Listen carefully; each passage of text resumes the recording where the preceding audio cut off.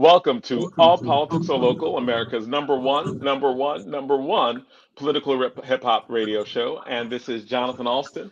Our co host will join us shortly. Ed Riley, the creator of the show, will not be here with us today, but he is he is saying hello to everyone who is here and people who are going to be coming tonight. Tonight we have a great show and a great lineup. We are starting off with our first guest. Our first guest is running for the governor of is the running mate for the governor.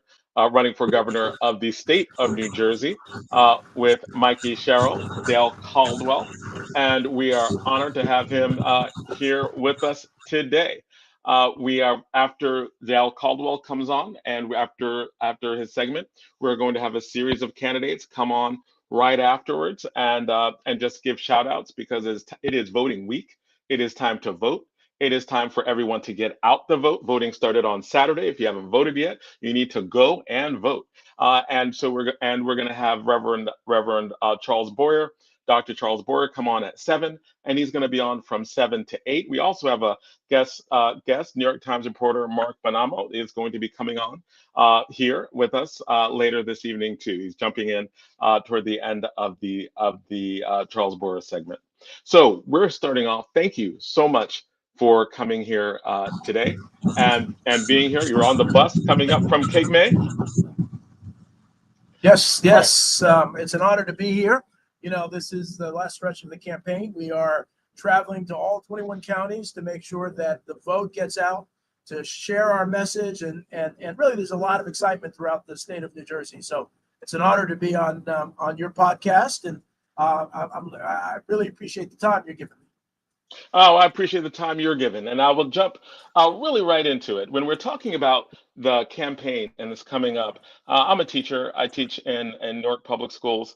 And I have a lot of students that are very concerned. I have a lot of family members who are very concerned. We see what's going on in Los Angeles and Chicago and Memphis with ICE and sanctuary cities. Our mayor was arrested. Our congresswoman is being prosecuted. With the issue of sanctuary cities and immigration, there is clearly a difference between the two candidates.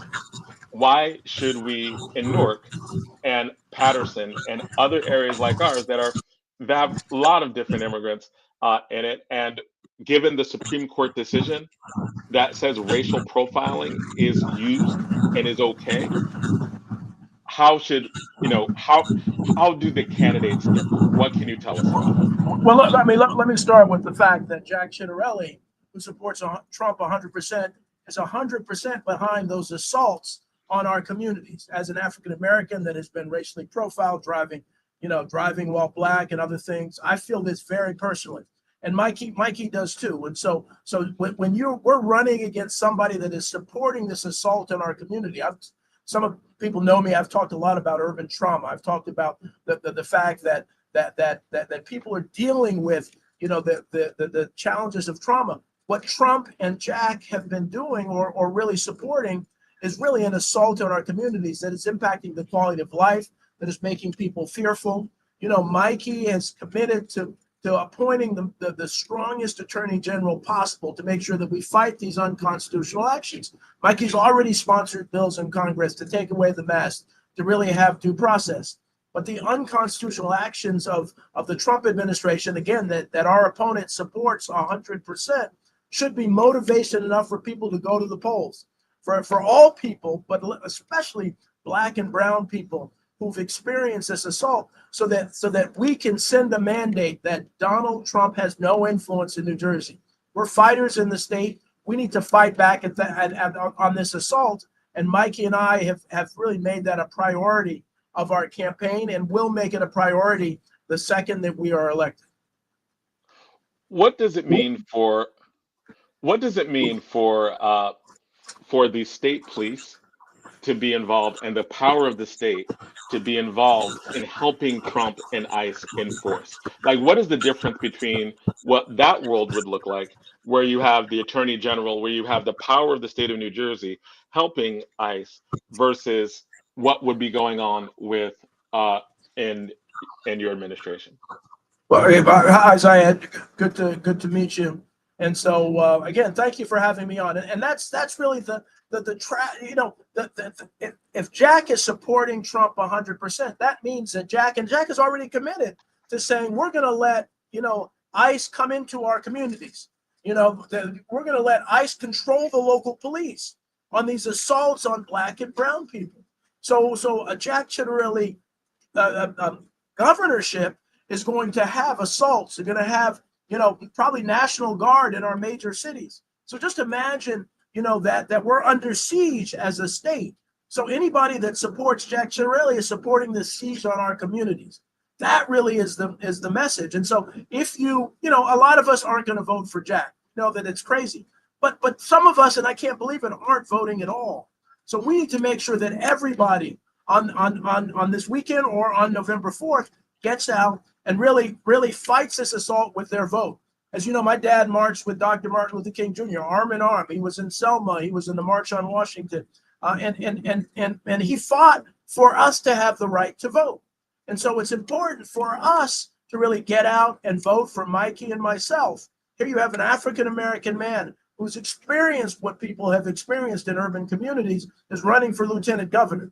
So we need to come together and really support this so that we can protect our communities from the Donald Trump assault. What I would think also in terms of like this voting and people voting is that when we vote as a community, we're more protected. As in, Yes. If Newark had high voter turnout, people would be less likely to mess with Newark. If we voted in 60, 80%. So voting isn't just a matter of like which candidate you support or not. It's showing community strength in what you're doing and organizing around, right? Like, so what I tell people is if you don't like everything about candidates and you compare both candidates, choose the one you would most rather fight, right? Choose the one you'd most rather disagree with. And what do you have to say in terms of just like what would it be like in this administration to like press back against issues where you might disagree? Hello? Okay, so they did say, and they did give a warning that there is levels of some levels they're traveling, and when they're traveling in certain areas, the internet access is can be very spotty. So in terms of what they're doing. So what is it like to disagree? Like if people are like, hey, I don't like either candidate, right? I'm not really feeling it. I don't know. I don't trust politicians. Why should they vote, and why should they still vote for your candidate? Well, first of all, I'm one of them. I live in New Brunswick. I was on the New Brunswick Board of Education. I've done community work in Asbury Park. I've done community work in Newark. I've done community work in Camden. I've done community work in Plainfield. I'm pastor of a church in Plainfield. And so I understand the plight of the communities. And so this is an opportunity. I would be the first Black male lieutenant governor, the first pastor, Black pastor, or any pastor as lieutenant governor. So people should understand that when Mikie and I win, they win. When Mikie and I win, they have somebody in Trenton who understands, who's going to go to the communities to make sure that these communities are safe. So this isn't something I'm not jumping in. I've not been a long-term politician. I'm doing this because Mikie asked me. Mikie liked my background and it complements her background. So people need to get out and vote, because if you don't vote, you can't complain. If you don't vote, there's a chance that somebody's going to be in there taking your money away, supporting Trump as he's increasing prices, supporting Trump as he's stopping, as he's bringing military, into our local communities, supporting Trump, who's taken hundreds of millions of dollars out of our school system. No, he's cutting $3.6 billion in Medicaid, and so it's important to know that if you don't vote, you're endorsing this assault. No, there are a lot of people who are listening, people who are on the fence, people who are more cynical, who are saying, well, Trump is not running. Trump is not the person who's on the ballot. And what are the issues? And really speaking specifically to education, right? The most money in New Jersey budget is spent on education.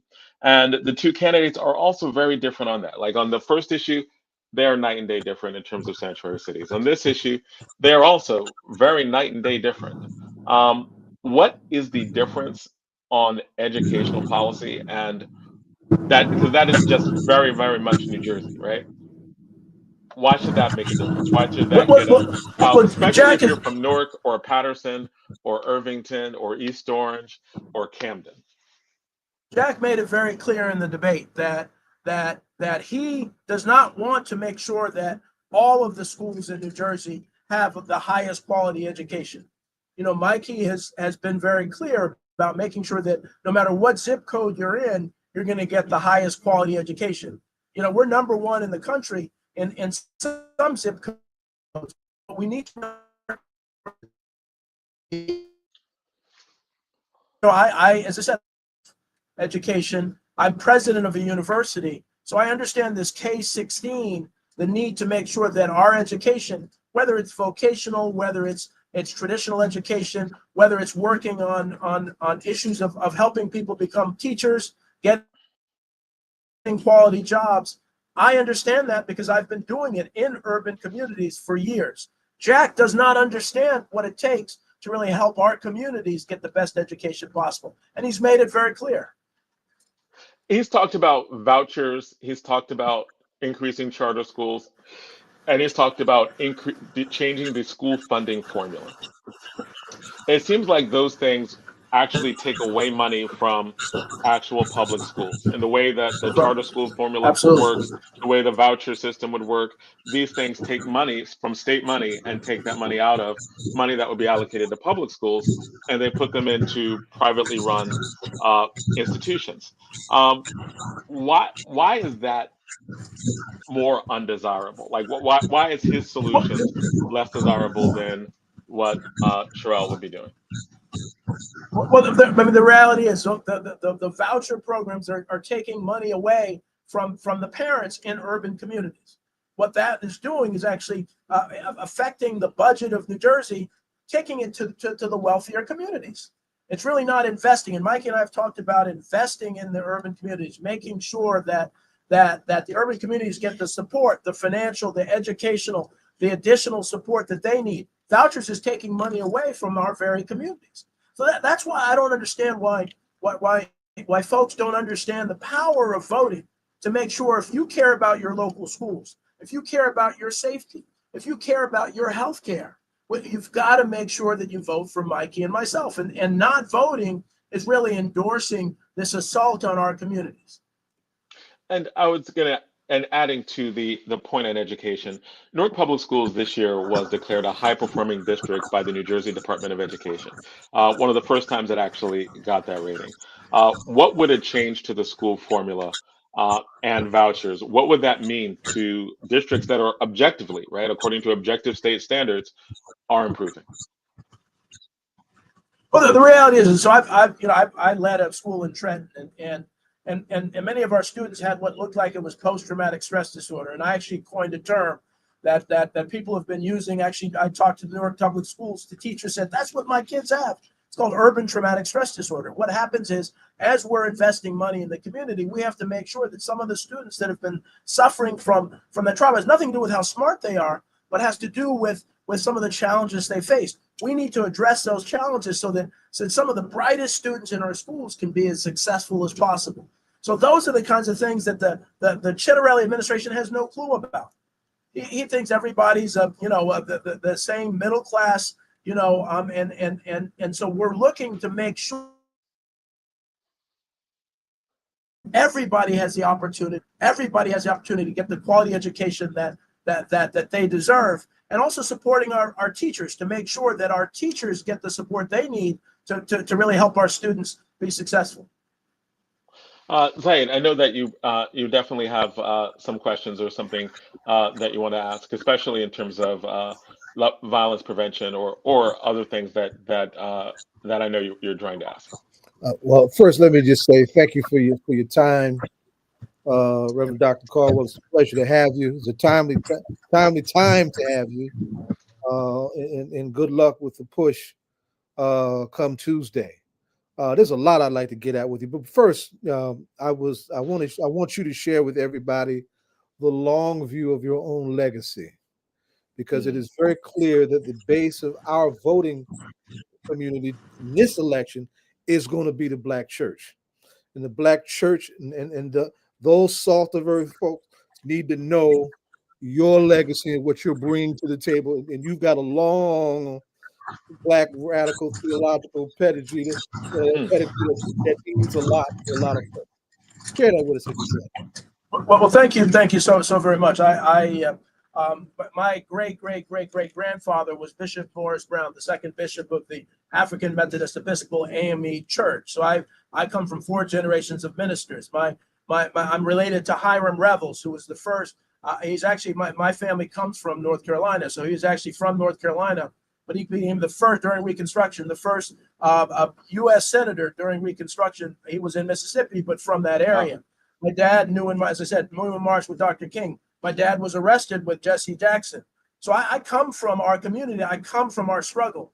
And so, my dad, who passed away in 2020 of cancer, it would be so disappointed that we've gone back and we have someone in the White House, and we actually have a candidate for governor of New Jersey who wants to take us back to the times when we were struggling.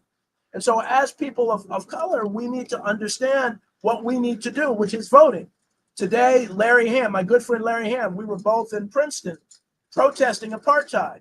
So Larry Ham endorsed Mikie and myself, and Larry Ham is as committed to this as anyone else.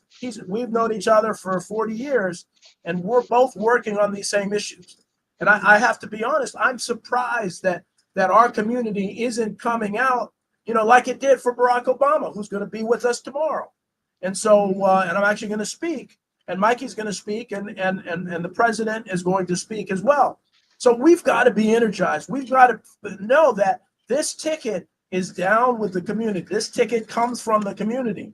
And so, this isn't like, what people say, oh, well, it's another Democrats. No, Mikie and I are very different people. We have very different backgrounds, and we're here for all of us. So we got to tell everybody we know to get out and vote, to go to the polls, to make sure that their friends and their family and their kids and their relatives and their uncle has to get out. It's just so important.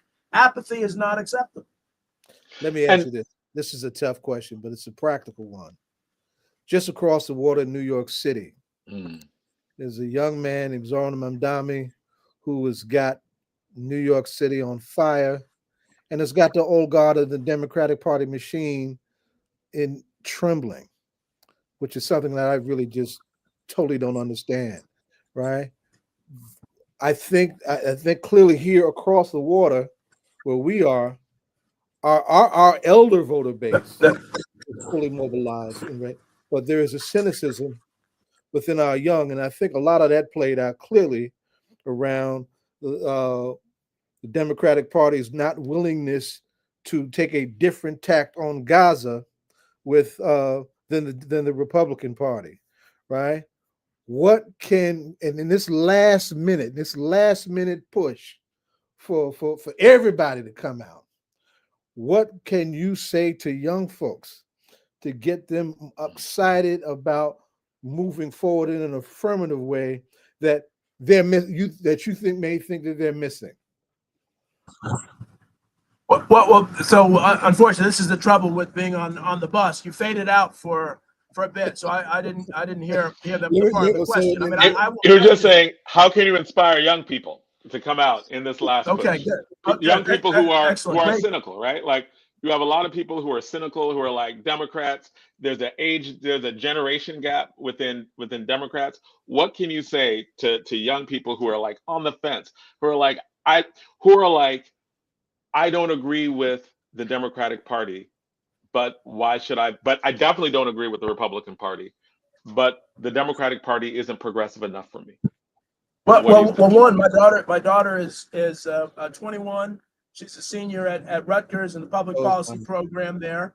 And I'm so proud. I was on the New Brunswick board for 26 years. My daughter in April became the youngest school board at 20, the youngest school board elected and in New Brunswick's history. And so I know through her the eyes of young people. I know what they're thinking. I know what they're looking for. But one of the things that I'm hoping, and that's why a lot of people don't know me. They don't know my background in the Black church, my background in protest, my background is that you can't say that everybody in the Democratic Party is the same. Yeah, that's what we're learning. And so I'm someone who has a fire. Larry Hamm, who's known to be one of the most progressive people in the state of New Jersey, is supporting us because he knows where my heart is. He knows where Mikey's heart is. He knows that we care about the community. So young people need to understand that you're going to see between Mikey and I an energy that they may not have seen at other times, an energy for the community, a communication with the community. And so I just discourage anybody for lumping people together. So what my hope is, and this is why I'm here talking to you guys who have a lot of influence, is young people will see this and say, hey, you know, that brother, he doesn't sound the same as what I've heard before. This guy has experience profiling. This guy is a pastor, you know. And what I hope they hear is who you are, right? And so the disagreements that inevitably are going to be there, to join civic organizations, join organizations where you have to fight, because voting isn't the end or even the beginning. And choose the candidate that you most want to fight. Choose the candidate who you most want to protest against. Would you want to protest against Dr. Caldwell on issues of education or other issues of moral importance? Or would you want to protest against the other person, right? Like, and to some extent, it is always about not voting for people that you 100% agree with, but voting for people who, do they have the sensibility to listen? Are they going to like jail you and lock you up for false charges like they did our mayor and our congresswoman? Or are they going to sic the state police to work with ICE, right? Like, how much do you want to protest, right? Like, so maybe it's in that, right? Like, if they had voted the other way in the presidential election, they would be protesting against Gaza. Now they're protesting against having the 14th Amendment, against ICE, against police brutality, against racial profiling, against against gerrymandering and Gaza, right? plus, right? So it's in one way is like, would you rather negotiate, fight with, protest against is what we probably need to go with. And you are just I love your background, because I didn't know your background very well, right? Like and hearing it, knowing it is great. And I thank you both. I mean, I really you I've heard great things about the two of you and what you're doing here, and so I think it's important. You know, again, so one of the things is, as people look at someone, there's so many people who've been, you know, politicians and don't come from the community. And so, you know, you're talking to someone, and Mike and I present a ticket that really is focused on the communities and focused on everything. I understand the pain. And what they need to really understand is that you've got to vote for somebody who understands your pain. Because if you don't vote, you're going to have more of what we're experiencing with the Trump administration. And yeah, it's not about Trump, but it is about Trump, because Trump is one who's pulling billions of dollars out of New Jersey now, making New Jersey more unaffordable. You know, folks have talked about Governor Murphy, and whether you like them or not, he ain't going to be in office when Mikey and I are there. Trump is going to be in office, and Trump's going to continue and expand this assault. So if you have an opportunity, young people and people, then you have an opportunity to vote against what's happening to your communities, the assault that's there, the unconstitutional actions. And again, Mikey and I are here to make that difference. We're not the same old. We are actually here to make that difference. And look at people's backgrounds. You know, Jack on the other side, he hadn't done anything for 8 years except run for governor. So why would anybody think he's going to do anything for anybody, let alone our communities? I've been in the communities for 30 years doing stuff. So we've got to make sure that we support the ticket that's going to really get our communities to where they need to be. And I do like the fact that we have been voting since last Saturday, right? And Donna, welcome, Donna, to our co-host. And I know that, Donna, you have a question to ask. This is also from Councilwoman Donna Williams from the city of Orange, right? So she's got skin in the game for for a good little bit. Come on in, Donna. Absolutely. Well, thank you, Reverend Caldwell, for being at my church on Sunday. So he was with us on Sunday at St. James. So talking about Jesus flipping over tables and everything, that Jesus wasn't a passive person. So if we're really going to talk about the gospel, so it's like, okay.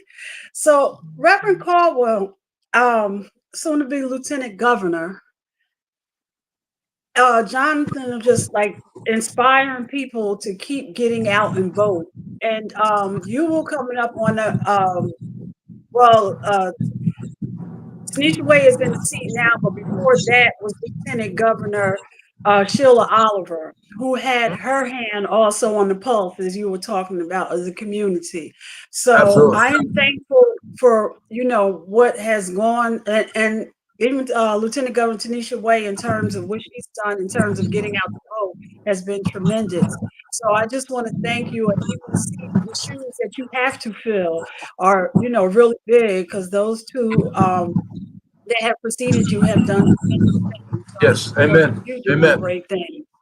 And I know that your time, you have a lot going on. I will tell you that I was on listening to talk radio with Clay Kane earlier, and people were calling in for Jersey City and saying that they want to get out and help the Sherrill Caldwell ticket. So Jersey City wants to hear from you guys. So make sure y'all do what y'all have to do, because they were trying to figure out how to get in touch with you so they can get out and do some GOP And this and weekend. So I want and to tell Donna, you I that. know and so just thought, if you have a question, throw it out, because I know I'm that he has going. a.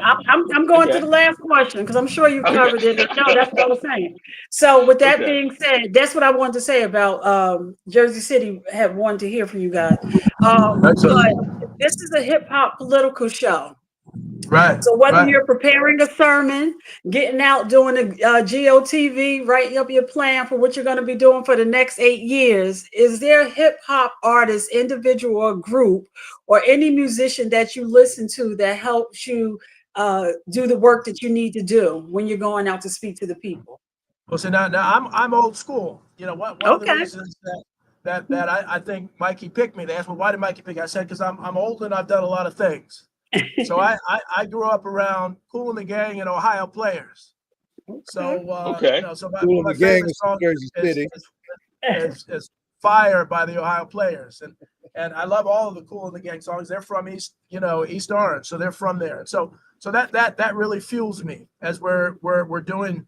We're trying to do God's work. And when I spoke at St. James A&Me, I said that voting is a sacred opportunity, because when you don't vote and people who are most vulnerable are being assaulted, voting is an opportunity to stop that assault on people, on Black and brown people and poor people. And that was my message.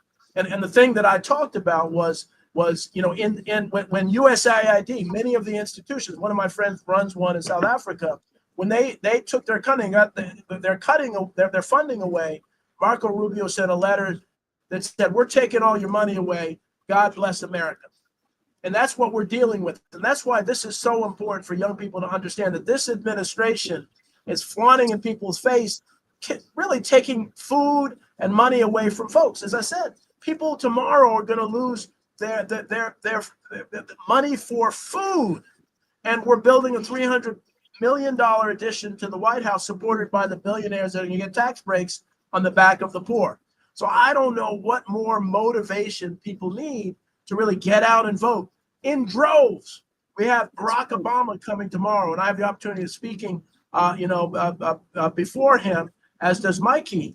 And so we need to know that this is a Barack Obama moment, a moment when we as people of color need to get out and vote, so that we can protect our communities and we can begin to turn around this assault. And so, as I said, I listen to Kool and the Gang, to pump me up. Reverend Caldwell, I want you to know that the judge, I heard breaking news as I was coming on, that the judge has stopped and said that the food that SNAP has to be paid out. So let's hope that ruling goes forward. So it looks like, but again, we have the Supreme Court that abdicates its responsibility, so it may be temporary. Now I'm gonna have to run. Unfortunately, I'm gonna have to run shortly. And we thank you for Where your is time. everything going to be tomorrow?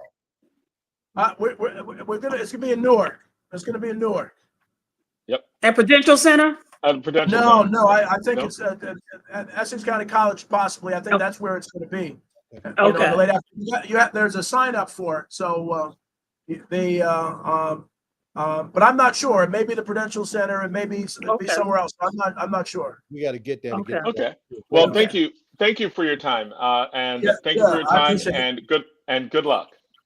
Yeah. Well, thank you so much. God bless you all.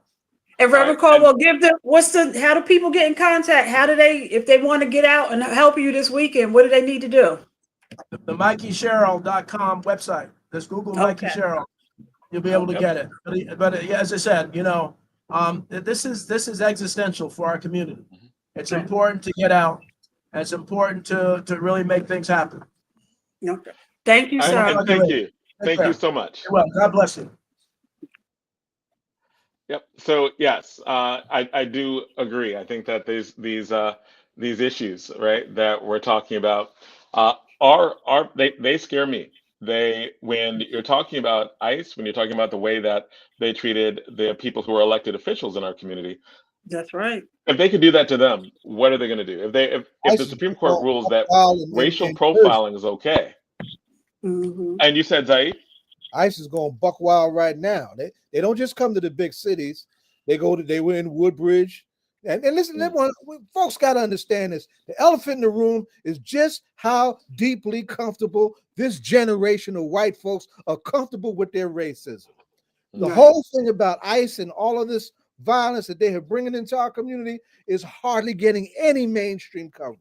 When it does, and you check out how people respond to it, there is this sea of angry, comfortable, happy whiteness that is cheering that mess on, right? Yes. We need to be very clear. It's all right to be clear on what you for, but you also need to be clear on what you get. These white folks are sounding the drum to the march backwards, and we need to be clear to this and that's why to get ready to bang like we haven't banged in a minute, straight up. And that's why I think this election becomes just so incredibly important, because these are the things that are going on. We do have a packed show tonight, and we have candidates on, and we are honored to have a candidate for the Central Ward on. I was honored to really just get a chance to talk to her a few weeks ago, and one of the things I was impressed by is how much she did that I had no idea, right? Like that she did in the community as a community organizer and somebody who literally has been doing work to help people, get people money, get people food in very material ways for many years.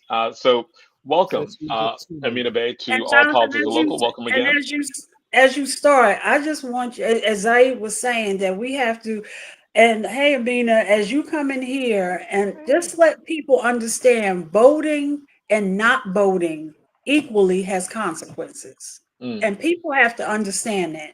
Nobody should be sitting home. Nobody. Yep. I'm sorry. And so in this segment, so welcome to the show. So tell us what are you running for? Thank you. Yes. What are you running for? Why should people vote for you? Because I said so. So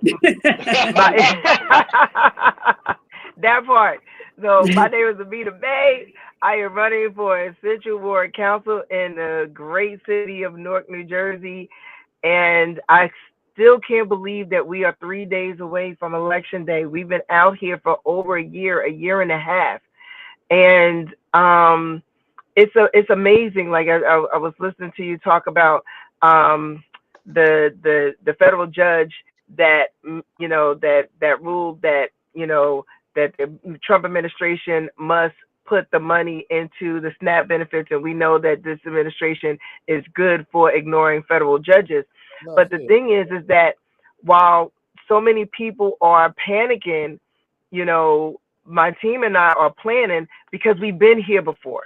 And so why I'm running for Central Ward Council is because of moments like this, is because I've been blessed to be able to be a servant leader my entire life and be in the community and doing this work. And so we are already prepared to feed people because I've been doing it for the past, I don't know how many years. Just yesterday, we fed 500 families because the grocery distribution, the monthly grocery distribution that we do at North Mercy Services for Families is what I created during COVID. The World Homeless Day that we just had where we served 1,000 residents, what we did on October 10th, was something I created during COVID. The Sisters in Service and the Muslim Community Relief Fund to be able to provide financial assistance and food assistance to brothers and sisters in the Muslim community, I helped co-found during the pandemic. So being a leader and being responsive to the community, especially during a crisis, is not something that's new to me. So unfortunately, while we have people that are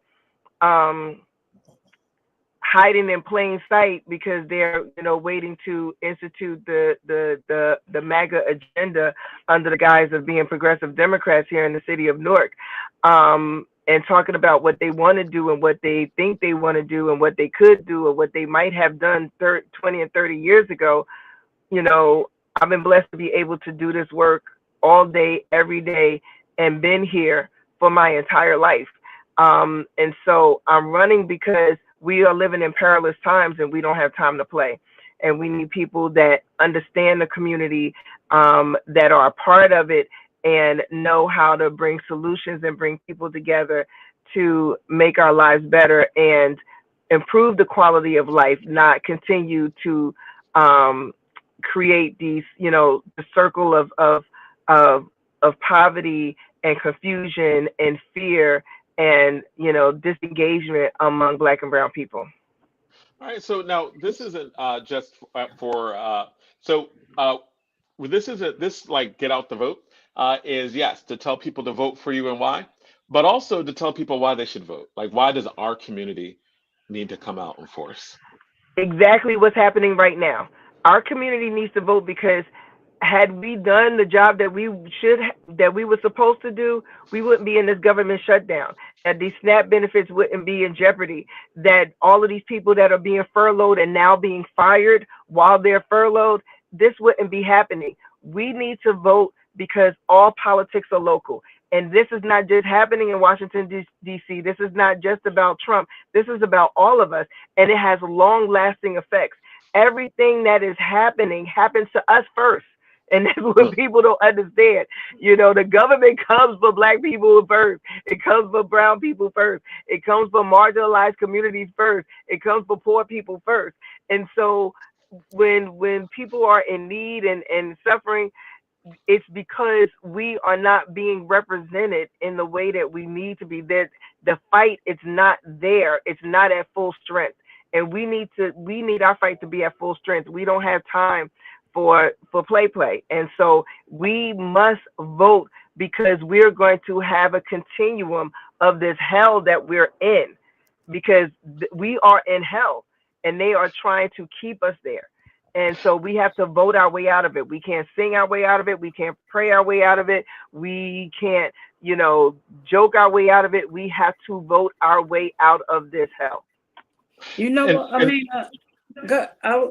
I was going to say that Fannie Lou Hamer, we all hear the clip of her testifying, and that testimony was given right here in Atlantic City. Probably 2 generations ago. So there are some people who may still be alive that, while she was down there testifying, giving that testimony, and people to say you're disenfranchised or there's nobody that inspires you in New Jersey, you can write your own name in. So I look at people who, for them to even go register may have gotten killed. You know what I'm saying? And now we can just walk into a booth and we have this nonchalant attitude, 2 generations not even removed. And if, I put up on my page today, like, this is why we vote, because a woman, practically died so you could walk into a booth. I just, I'm thankful to have been alive to see 2008 and 2012. That's what I'm hoping is to see when I wake up on Tuesday morning that I have to stand in a line to have people go, to go vote. I hope that happens.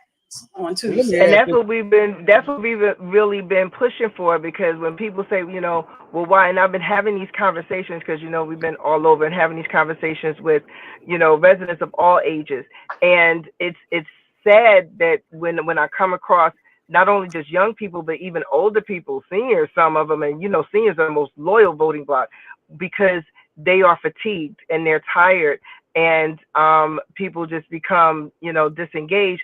But I tell them, I said, when you're complaining about the price of food, it's due to politics, because the people who we vote for or that we withhold a vote for, they're the ones that are put in these places to regulate these things. When we talk about affordability and housing prices and the rent, where do you think that comes from? The calculations that come from HUD that says what's affordable or not in the city of Newark. The people who are appointed over HUD, they are appointed by elected officials, by the administration. So we have to vote. We have to vote our own interests, and we can't afford to be tired about it. We really can't. And I know people are tired. I know they are beat down, but we have to push through. Our lives depended on it. Our children's lives depend on it. It's not just about now, it's about tomorrow. And it's not just about me and my election, it's about us, all of us. Thank you, right, so much. This segment, we are trying to get different candidates on to not just talk about their own candidacy, but talk about the importance of voting and getting out there, right? And what is this process? We definitely want to have you back on to even more talk about the thing that you and Donna talked about with Family Hammer. It's about organizing. It's about doing things in the community. We've got some more guests up. But thank you so much for so we'll coming talk on to you our so you show can tell again. us about your first 100 days after Tuesday. Okay. Yes, thank So you. Tell them, everybody, vote 2F, Amina Bay, for council. Thank you. okay. No, thank you. Thank you. Thank you.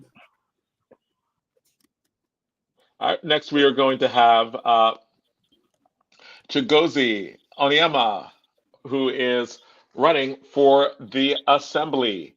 And so, can you introduce yourself, tell what you are running for, and give a plug about why people should vote for you? Hey, first of all, good evening. Thank you. Can you all hear me? Yes, we can Loud hear and you well. clear. Fine. Wonderful, wonderful. It's good to be back. Thank you all for having me. My name is Chigozie Onyema, and I'm running for the state assembly in the 28th legislative district. I think we're kind of faced with one of the most important elections of our lifetime. I know folks hear that every single cycle, but I think what's unique about this cycle is that the federal landscape is a little bit is much different than it has been in the past. And in conversations with folks, I often talk about the fact that when we look over the course of history and we think about civil rights workers in the Deep South, we think about the folks in SNCC, the folks in CORE, the folks in SELC, they often appeal to the federal government because states wouldn't protect their rights, right? So that means we get a Civil Rights Act because states wouldn't protect folks' right to vote. We get a Fair Housing Act because states and counties and cities wouldn't protect people's right to fair housing.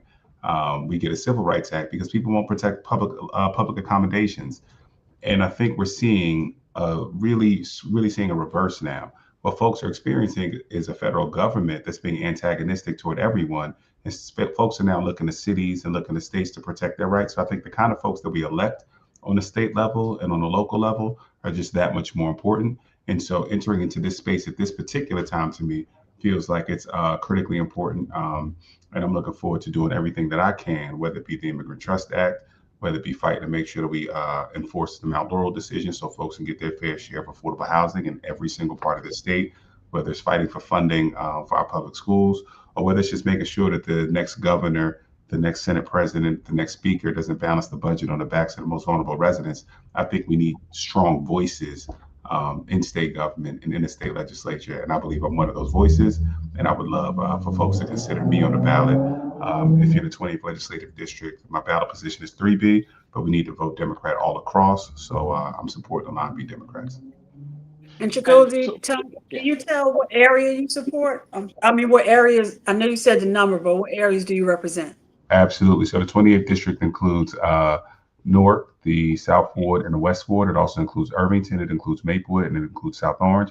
It does not include the Central Ward of Newark, but I do encourage folks to vote Line B there and to vote for Amina Bay for the Central Ward council person too. She agrees with you.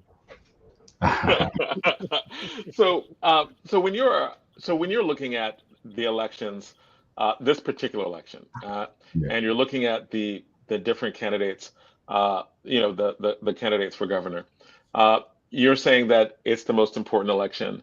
You said that it's just very important that people come out to vote. What specifically is at stake? People, because you're right, people do hear the fears. They hear like, oh, Trump is not on the ballot. Like, why should you, why should we just go out and do this now? Why it's always about fear. It's never about like what we want. You're just telling us to come out to vote once a year. Yeah. Well, I think there are a couple of reasons. So I think what I would sort of lean into is that New Jersey. When we think about education law in this country, Brown versus Board of Ed is sort of that landmark education decision that we all look to. But another critically important educational decision is one right here in New Jersey, Abbott v. Burke. And Abbott creates a scenario where the state government is required to make investments in school districts like Newark, like Irvington, urban school districts that have been historically underfunded because New Jersey funds schools through property taxes. When Jack Ciattarelli talks about school funding, when he talks about lowering taxes, what Jack Ciattarelli is doing is attacking the civil rights gains that working class people in New Jersey have fought for over the years. When Jack Ciattarelli says things like, we only need to build affordable housing in certain parts of the state, what he's doing is he's attacking a Mount Laurel decision that I believe was the Burlington County NAACP sought, and folks fought back against to make sure that you couldn't have exclusionary zoning practices. So part of what we're trying to do is to hold the line around some of the gains that we've had over the years. I also think this election allows us to play some offense. I think we're seeing what's happening around the country with these different ICE raids, whether it be Chicago, whether it be Memphis, whether it be Portland, Oregon.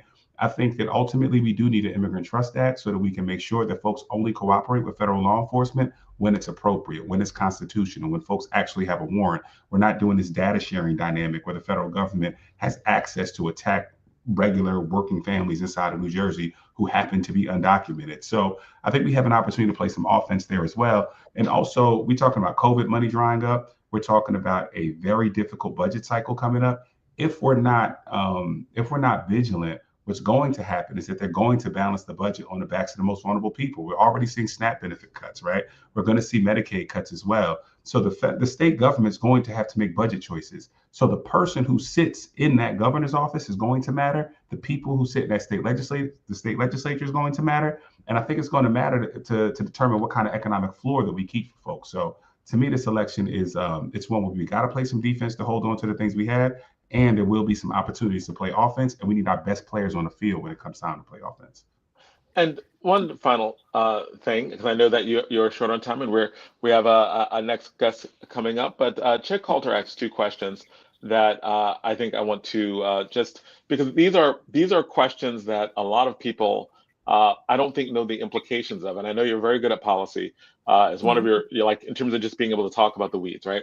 And he asked a question about the state school funding formula and school choice. Like one of the most important things that happens in a governor's race is how we deal with education. I lived through Christie. I was a teacher through Christie. I always felt I had my head on a swivel. We lost benefits. They weren't funding the pension.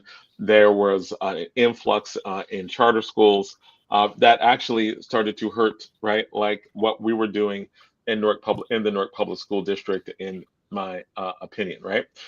And also just in terms of like, how does that work financially? Does it help? Like Newark Public Schools for the first time, right? Like since they did it, was considered it is considered a high performing district by the New Jersey Department of Education. It has made improvements that people just don't talk about. How does a change in the school funding formula potentially hurt that progress? How does school choice hurt that progress? Yeah, so I can say that in terms of the school funding formula, it's been rare to have a governor in New Jersey who has fully funded the formula. I believe the Murphy administration fully funded it for most of his terms, and I think it's something that we need to keep going.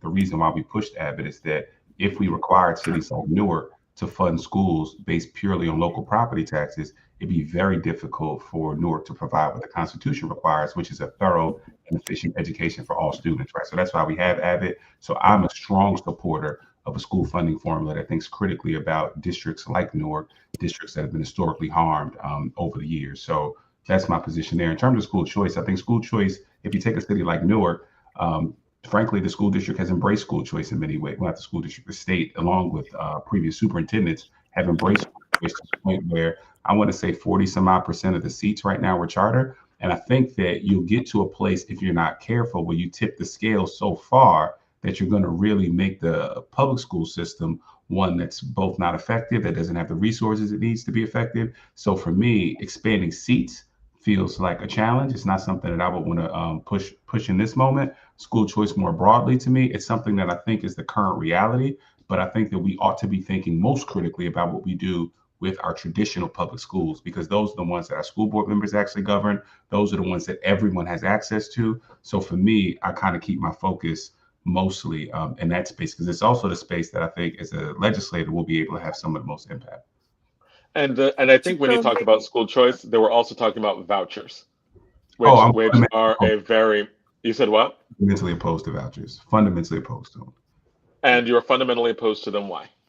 Well, I think that ultimately so it's really, to me, the voucher program is the sort of leading edge of like this sort of neoliberal exercise. And what I mean by that is that public education, government, it's sort of the one place that the market hasn't cornered. And I think vouchers is really just an effort to corner the market and privatize what are sort of public dollars, right? And I don't think that there's any evidence that if you go ahead and create a voucher program, that folks are going to be able to better educate our children than the public schools can. In fact, if we look nationally, at least, there's really not much evidence that when we talk about similarly situated kids, that these charter schools, these private schools are actually performing better than our public schools. So I think this whole idea of a voucher piece, privatizing the public market, to me doesn't feel like a thoughtful approach. It doesn't lead to better outcomes.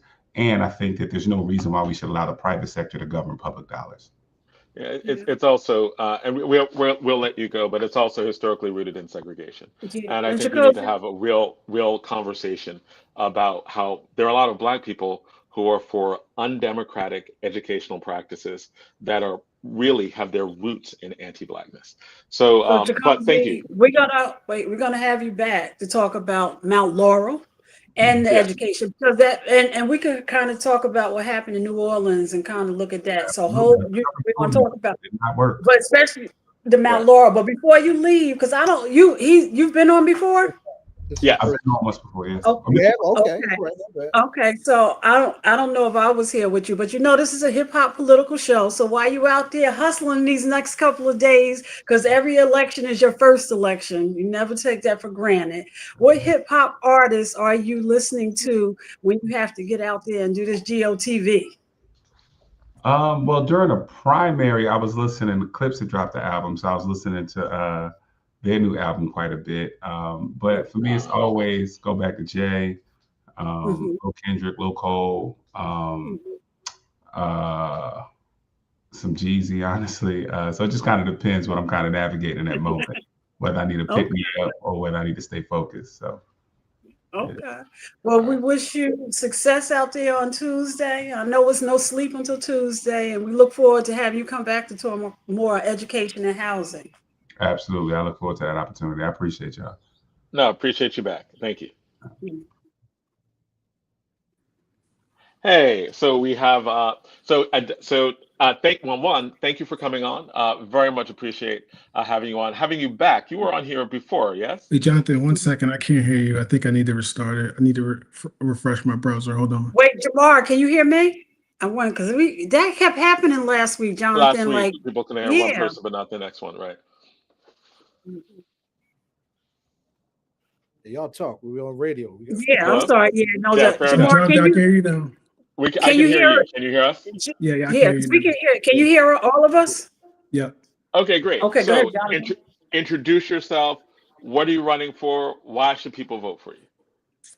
What's up, everyone? Jonathan, first, thanks for having me on. I'm just a dude that grew up 3 minutes away from City Hall.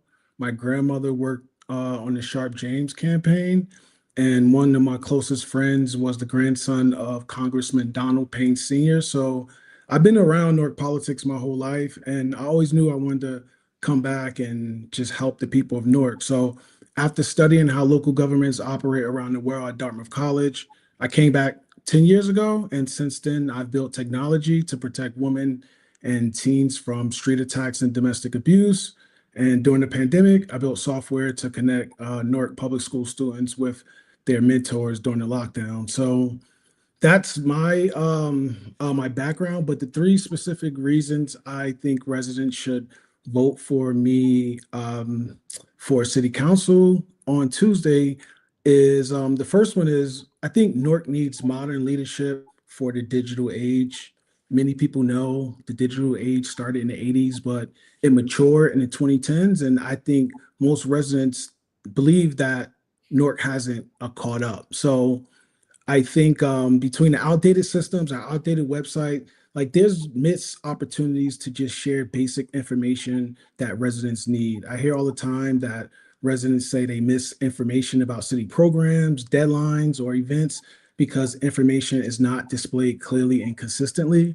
So I'm the only one with a technology background of the candidates. So I'm just committed to use technology to help modernize how we communicate and to increase transparency. And I just want to use technology to just rebuild trust between the residents and City Hall. The second reason is I think people should vote for me because I'm calling for intellectual renaissance here in Newark. I think Newark, like so many Newarkers have been let down by failed promises and our elected officials just offering more than they can deliver. So I think we need, I don't know, like we just need to go big. I think residents in Newark need big ideas.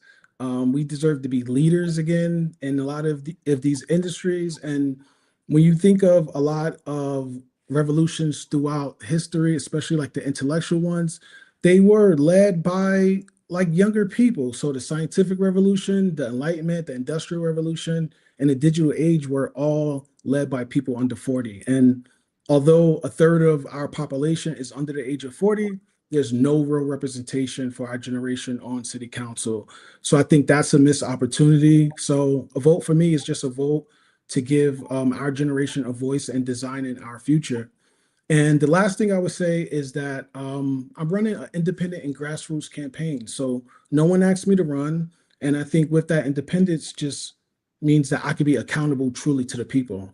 And I think, again, Newark needs leadership that is free from the influences of political parties and outside interests. So I just want to use that platform, my tech platform, to just hold government accountable and give power back to the people, essentially. So those are my three reasons why I think residents should vote for me on Tuesday. Okay, and what we also want to do is we asked all the candidates, why should they vote for you? But then also, why do we need to vote, right? This is Get Out the Vote Week. So one, thank you for coming on. Very much appreciate it. Because we want to make sure we get a lot of politicians, a lot of people who are aspiring politicians, people who are running for office, to come on and to engage in the conversation. We reached out to some other people who are running for Central Ward.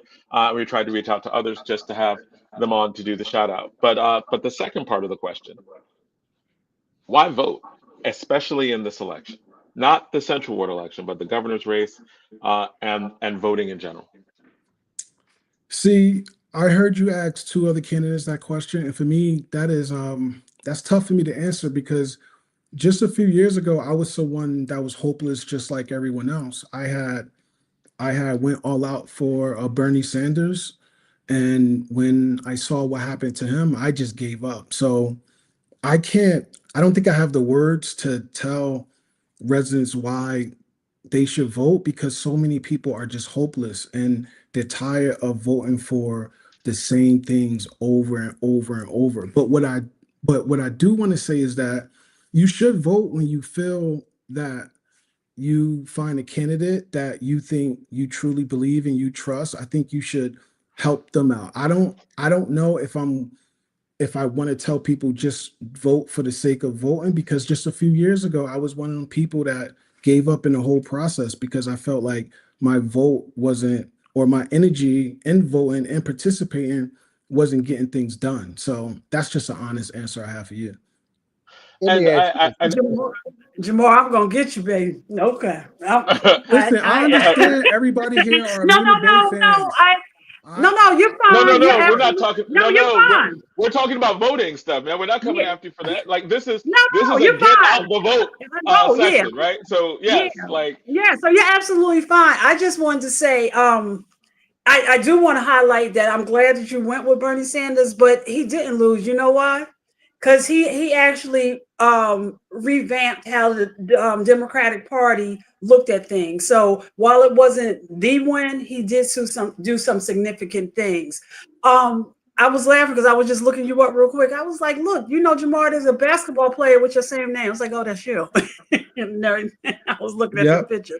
But in terms of, since you are a young person with voting, and as we're looking towards the future, how comfortable are you in saying soon that we will all be able to vote from just our smartphones and things like that? Yeah, I mean, I'm sure we could do that now, but the issue just becomes how do you prevent it from being hijacked or from people using it maliciously? So I think a lot of that stuff is going to come from the state or probably even the federal government, but I think we can lead some of those conversations or even some of those experiments here in Newark. Like I truly believe we can become innovative again when we are doing things in Newark that other people throughout this world are copying, because I think that's part of our history and that's part of like who we are. We're builders, we're innovators, and I'm just excited to bring that energy back to Newark.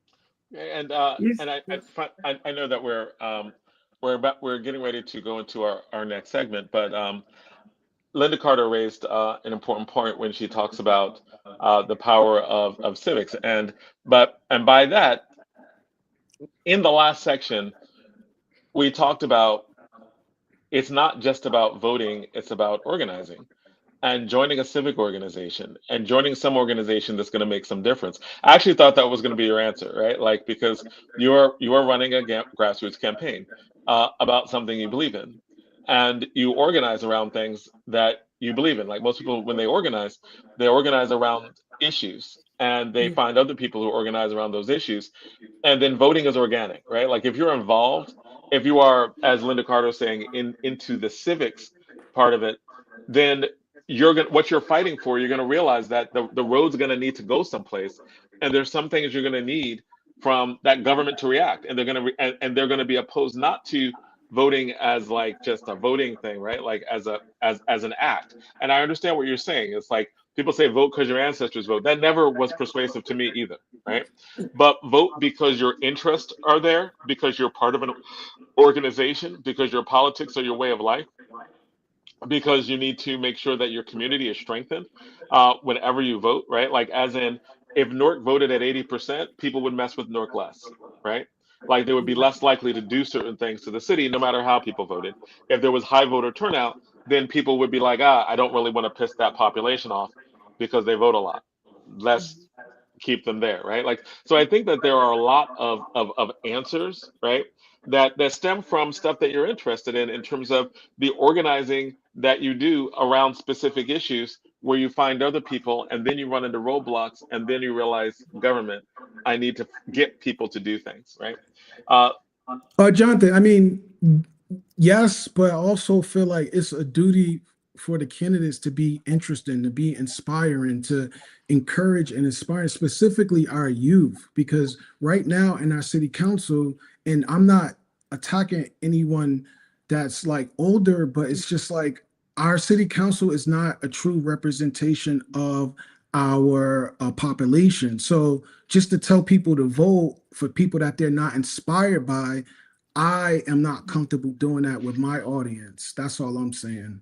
Because I Fair. think it's a duty on our elected officials just to like, like be worth it and be inspiring to our residents.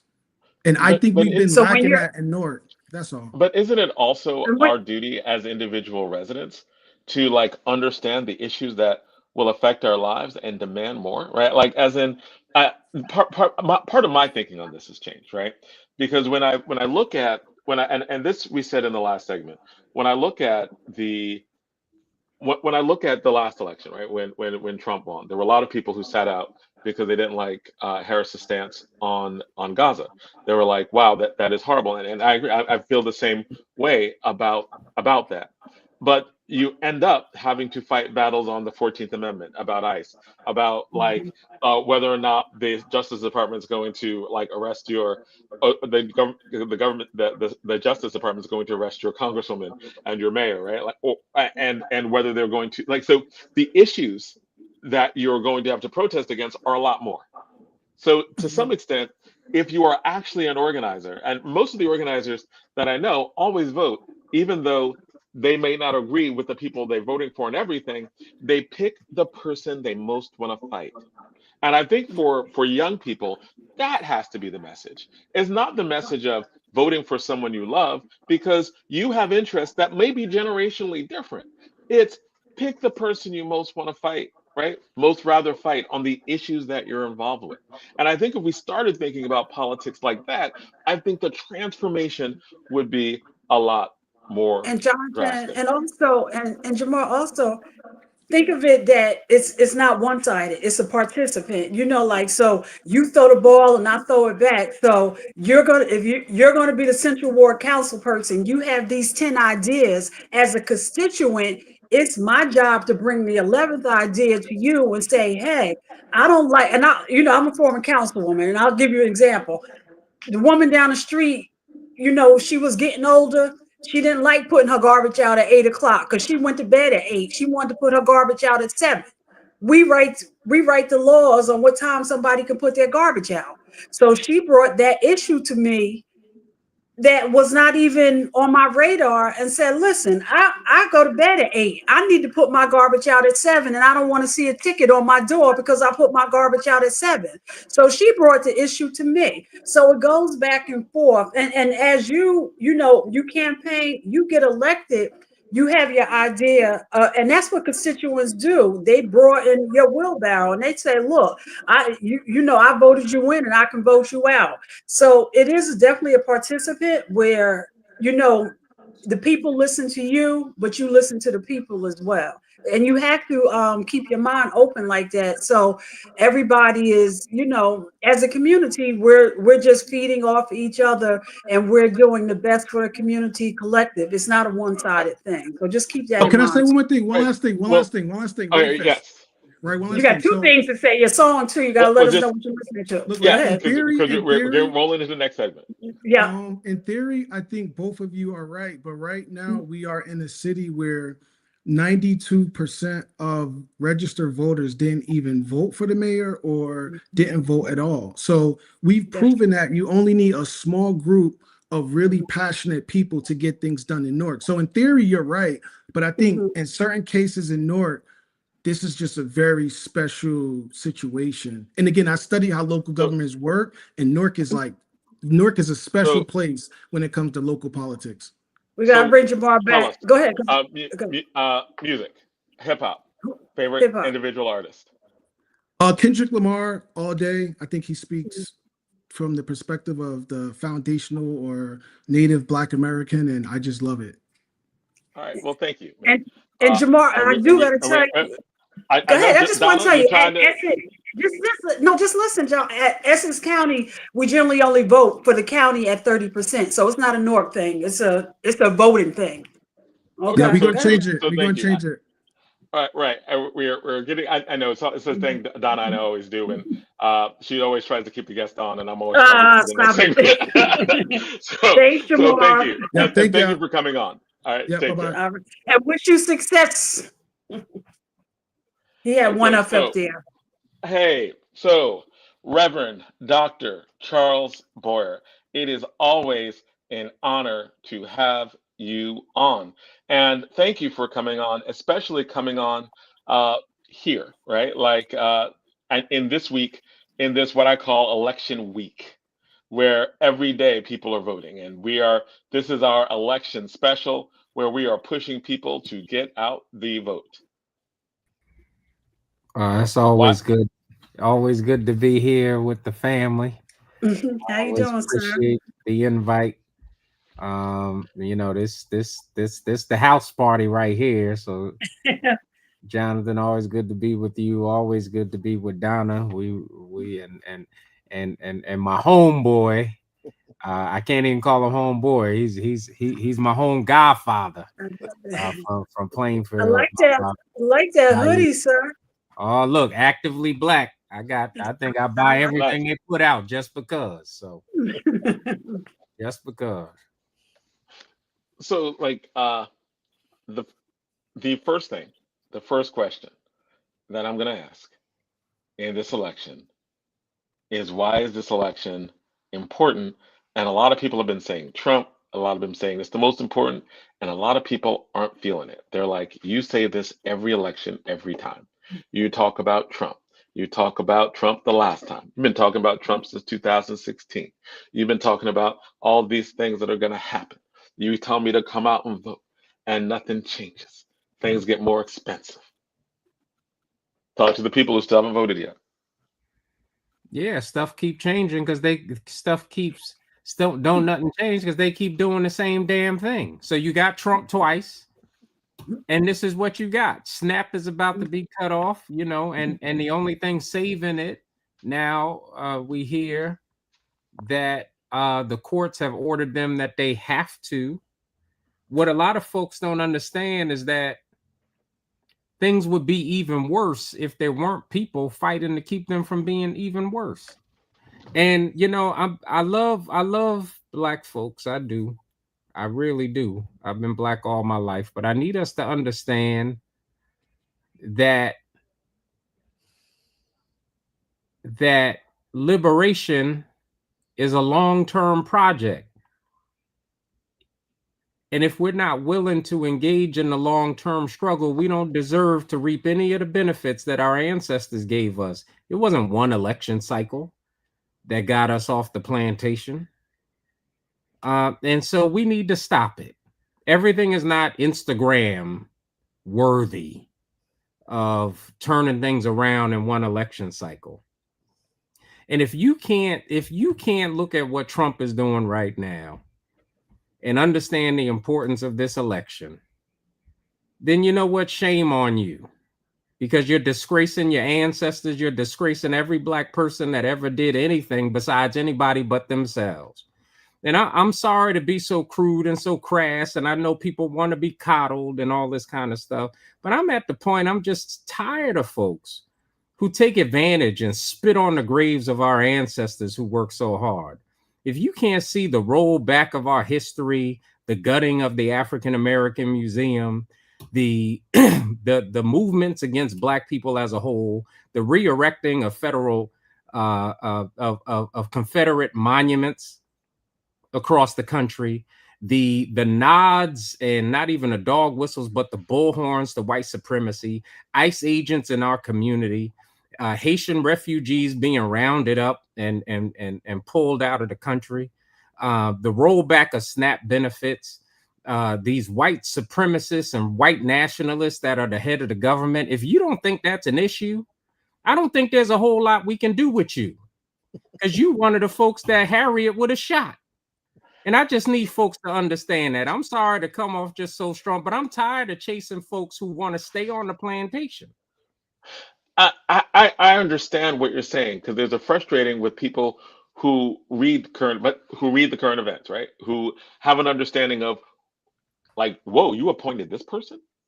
Oh, this person who Trump nominated was like literally using the N-word, right? Like this person had literal Nazi tattoos on. I get what you're saying, because like people who just read it, you're like, this is crazy, right? Like, and it's so much craziness that's just thrown at you. But there are a lot of people who actually don't hear it. And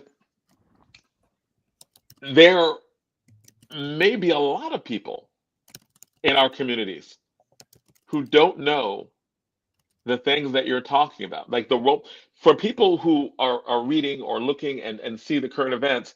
We are imagining what it was like to live during the end of Reconstruction when things were rolled back. We're starting to think about, ooh, when Du Bois was writing about the 60s and there was so much hope in the 60s, he was talking about the 1860s, right? And I remember the first time reading The Souls of Black Folks and just been like, in the 60s, there was so much hope for progress. And I'm like looking, I'm like, whoa, Du Bois, he wrote this 60s, like how long did he live? Like, and then I was like, oh, he was talking about the 1860s. Damn. How do you come across? How do you make that connection? Or are you just saying, go to hell? If you black, if you Latino, you don't get it, go to hell. And tell somebody else, tell a friend. Like, is that where we are? And I don't mean that in a crass way. I know you were a reverend. You would never tell someone to actually, go Oh, there. there's So my some folks I apology for would the no, disrespect. no, there's But some folks I would definitely tell to go to hell, and I've told more than my share to go to hell. And there's some folks who are already building a foundation for their homes in hell. This white nationalist devil in the White House, me and chief amongst them. Listen, let's not fool ourselves. Of course, I'm somebody who personally works every single day to try to touch the masses of people that are not paying attention. In Trenton, the work that we do on the ground in terms of gun violence and Black maternal health is not solely a mission to get at those issues, although those issues are primary amongst us, but they are also missions to engage with people around why civic engagement matters. So I want to be clear, but I also want us to be sober-minded in the fact that,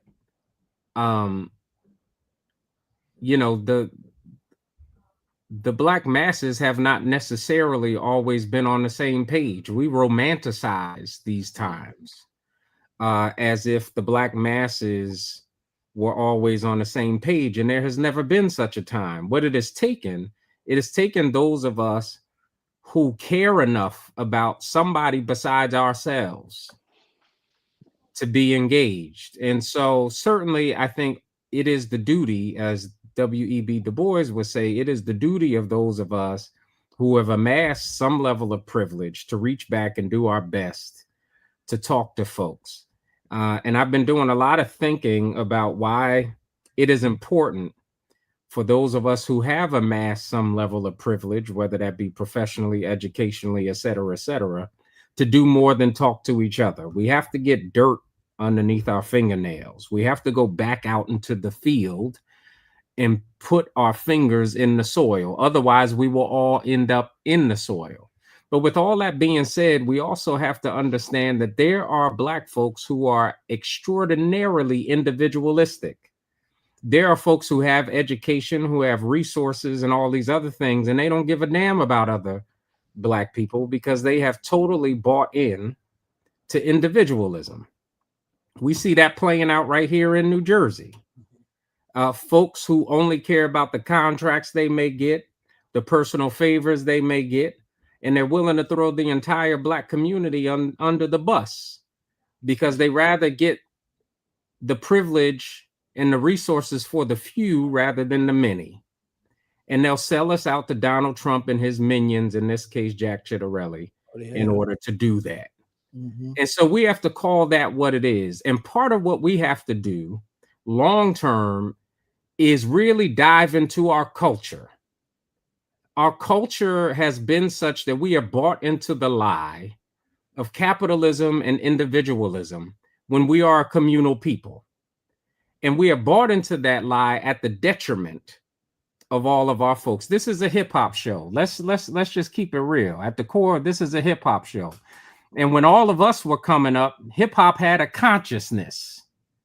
Hip hop was saying something, and white folks got scared of it because they saw it as a strong Black political movement that had the masses of young people willing to listen to it. And then what happened? After a while, it would only get resourced if we tore each other down. The gangster rap and stuff. Exactly. It moved from Public Enemy to a gangster rap type of posture. And the only way you were going to get resource was if you spit on each other, tore each other down, call your women bitches, and was willing to shoot and kill each other. And we have to understand that whether it's hip hop, whether it's sports, we have gone into a place where individualism and where we have traded one plantation for another. And until we begin to create a counterculture where the community is at heart, where we love our neighbor as ourselves, until we begin to create a certain amount of shame around people who would sell us out for their own individual pockets, until we create that kind of culture, this is where we're going to be. And I'm just I'm tired of folks willing to sell us out just because they want a bigger bank account. I'm tired of folks.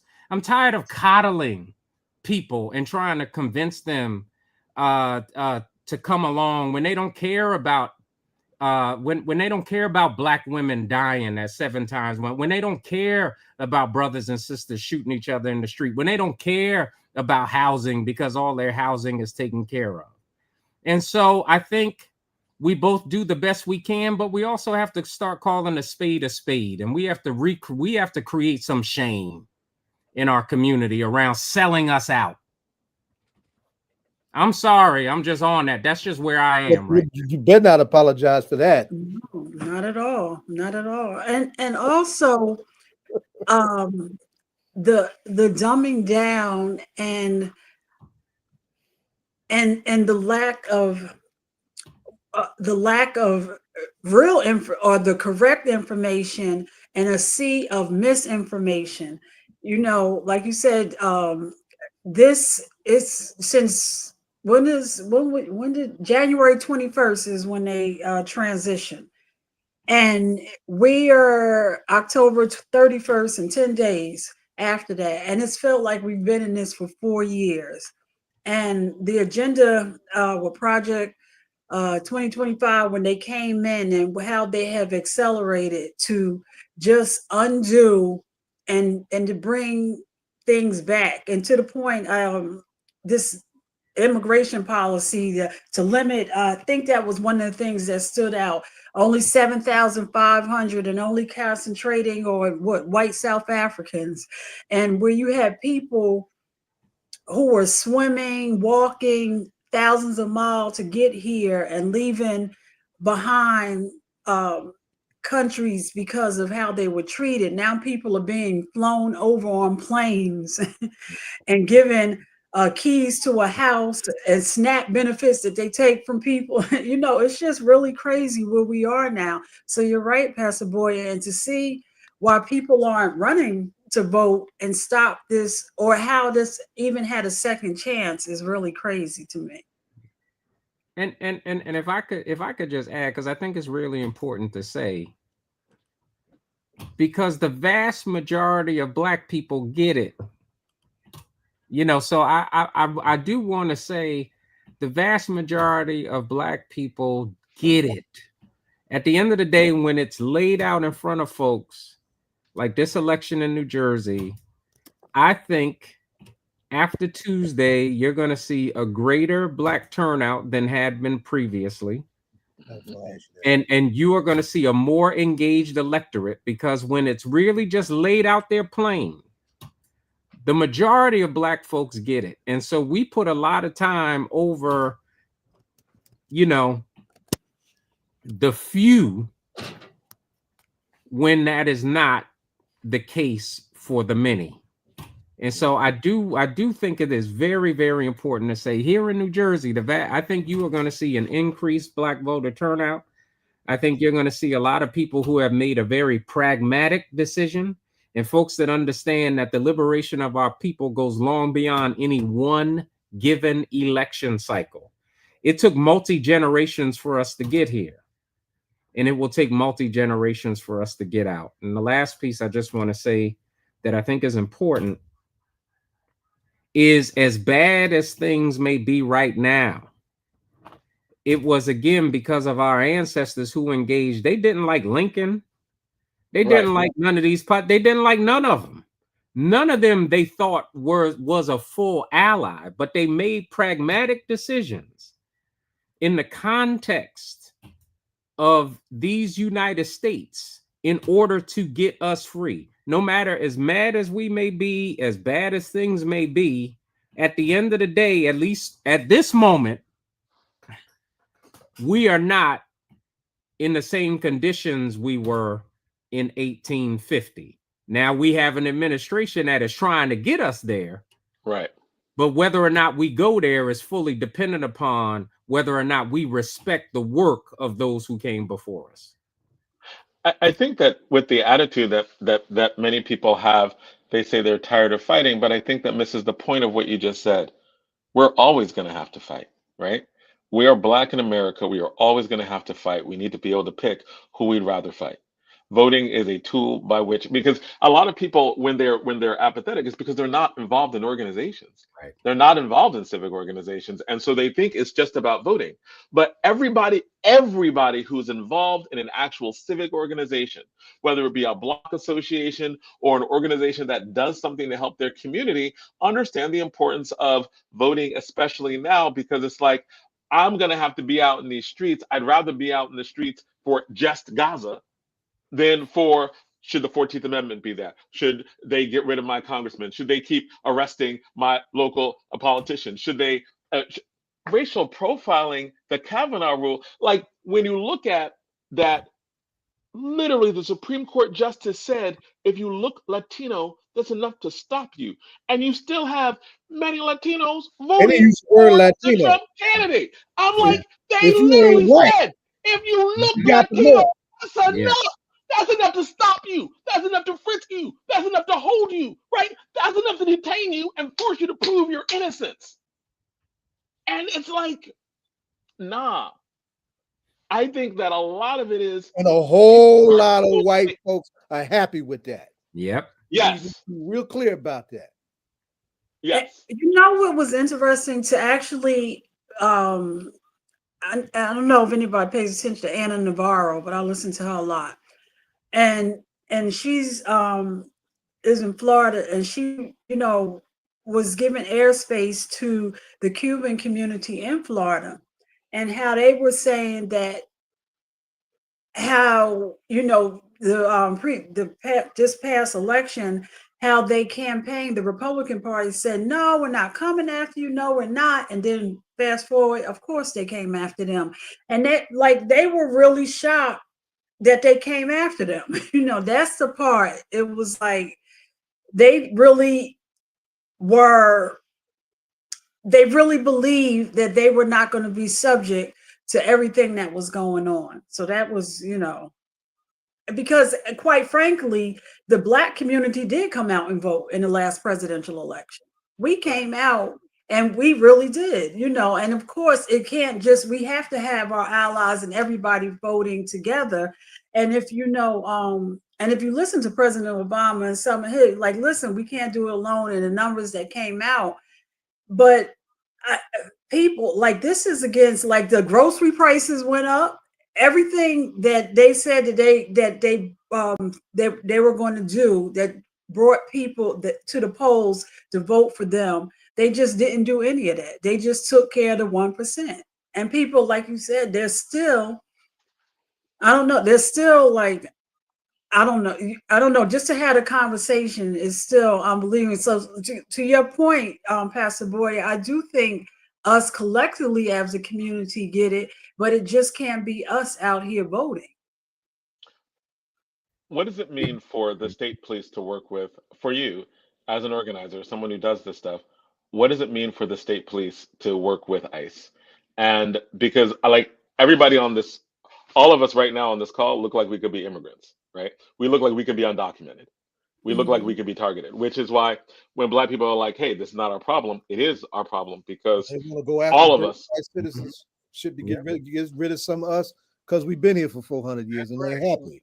when we interview people in Chicago and Memphis, they had very different but harsh experiences where we were all in this together because African Americans were being stopped, kids being zip tied in Chicago. You have people being harassed in Memphis, apparently so much that they're literally getting fined over and over and over again for driving, right? But we had an activist on talking about the experience there, and we think that's coming here. What do you say about what that looks like and why we need to have a better understanding of what we need to do?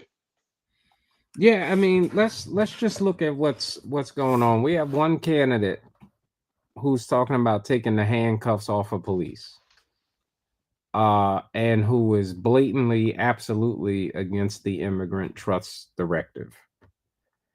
At the same time, we have in the legislature a bill trying to be moved to take the state police from up under the authority of the Attorney General, the oversight of the Attorney General. Mm-hmm. Let us be real clear. The reason that if you know anything about New Jersey, you know the history. The state police were founded as an anti-Black organization. Right.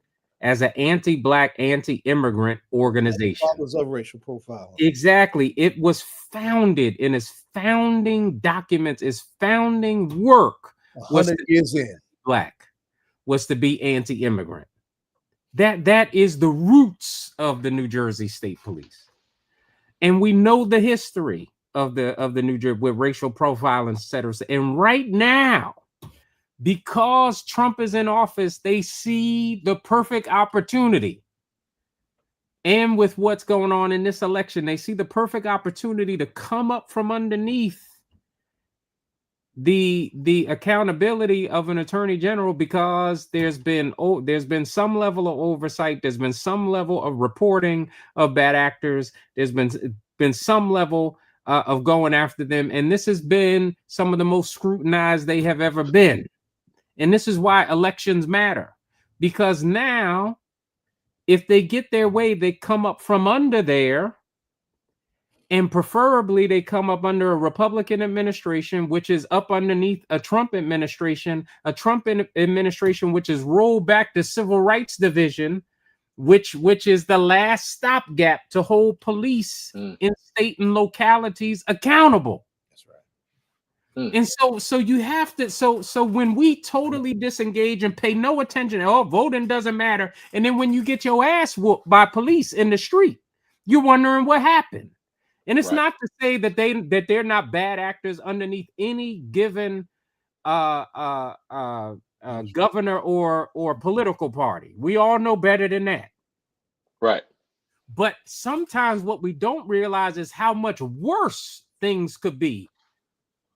We don't know how much hell we've kept from happening. And here is an instance where you can forecast it. Right. One of the Republican candidate has said he doesn't even want police to have to fill out a force report unless they shoot somebody. So what does this mean? In New Jersey, where Black people are 3 times more likely to be beat, punched, billy club, tased, choked than white folk. Now we just want to let them loose on that. And so I'm saying, whether it's this, whether it's immigration, and you're right, we see an uptick of Black Americans being targeted by ICE.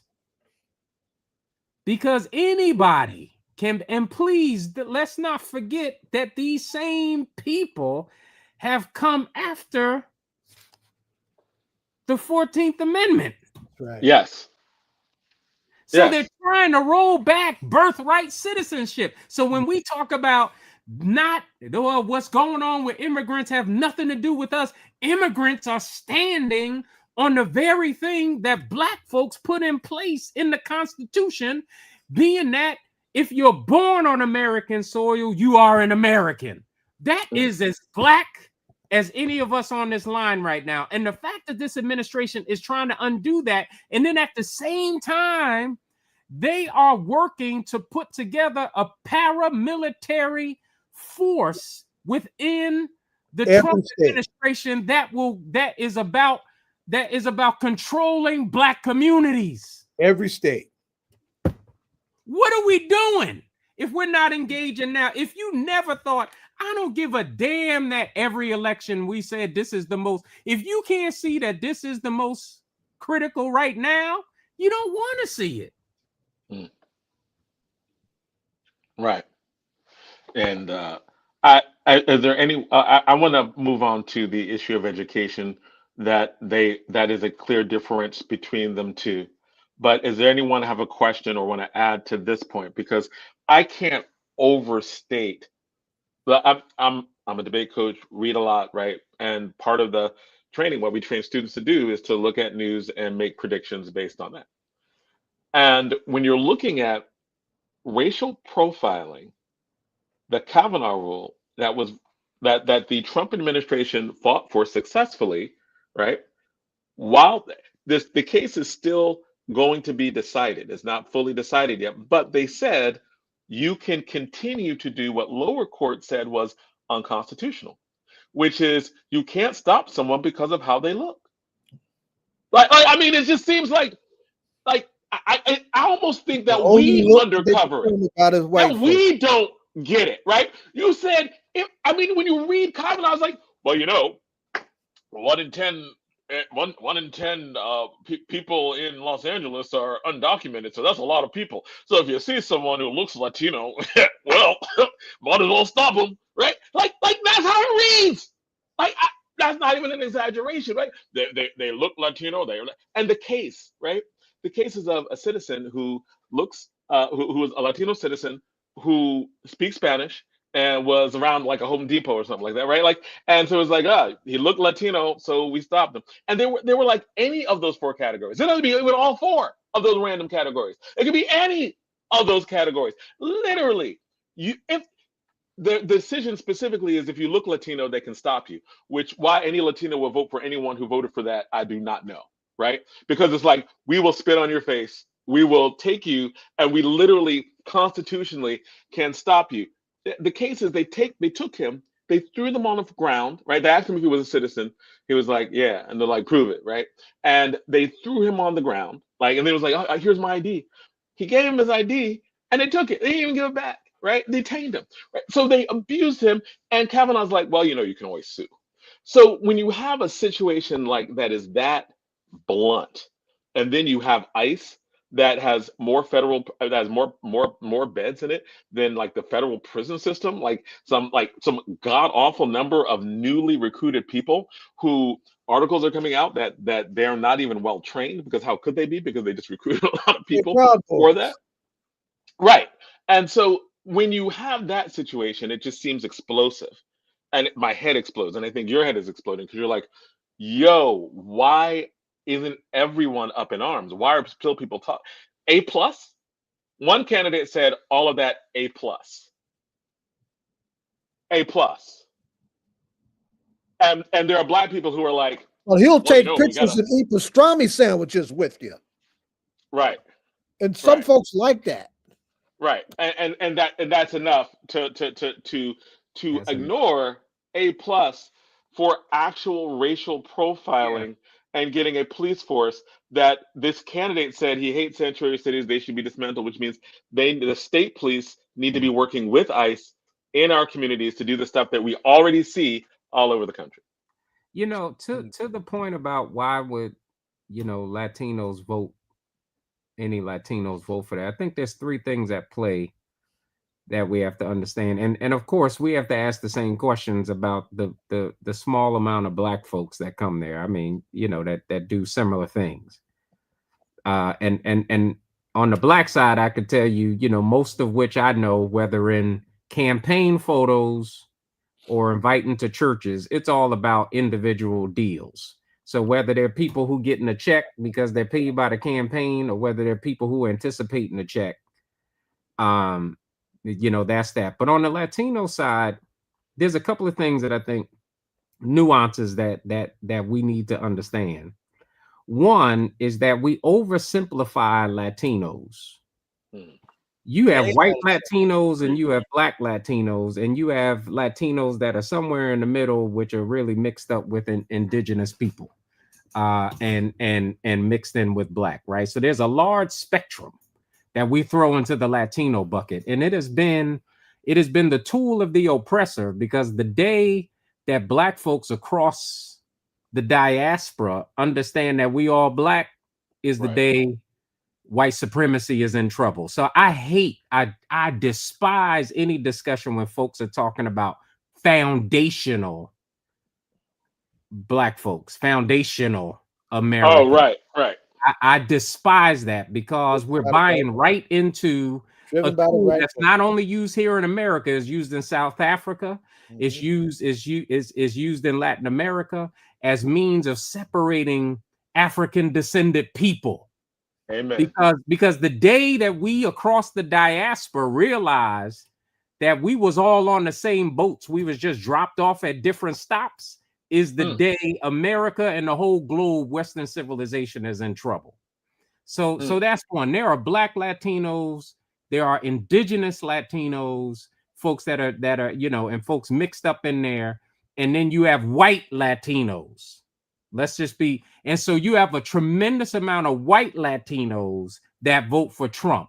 And there is no distinction in those numbers between the black Latinos, indigenous Latinos, and the white Latinos. But what you will find if you dig deeper is mostly white Latinos that vote for the policy, because they've always been oppressive of black and indigenous Latinos. So that's one. What you saw in Florida, Donna. Exactly. And you see that in the Cuba discussion.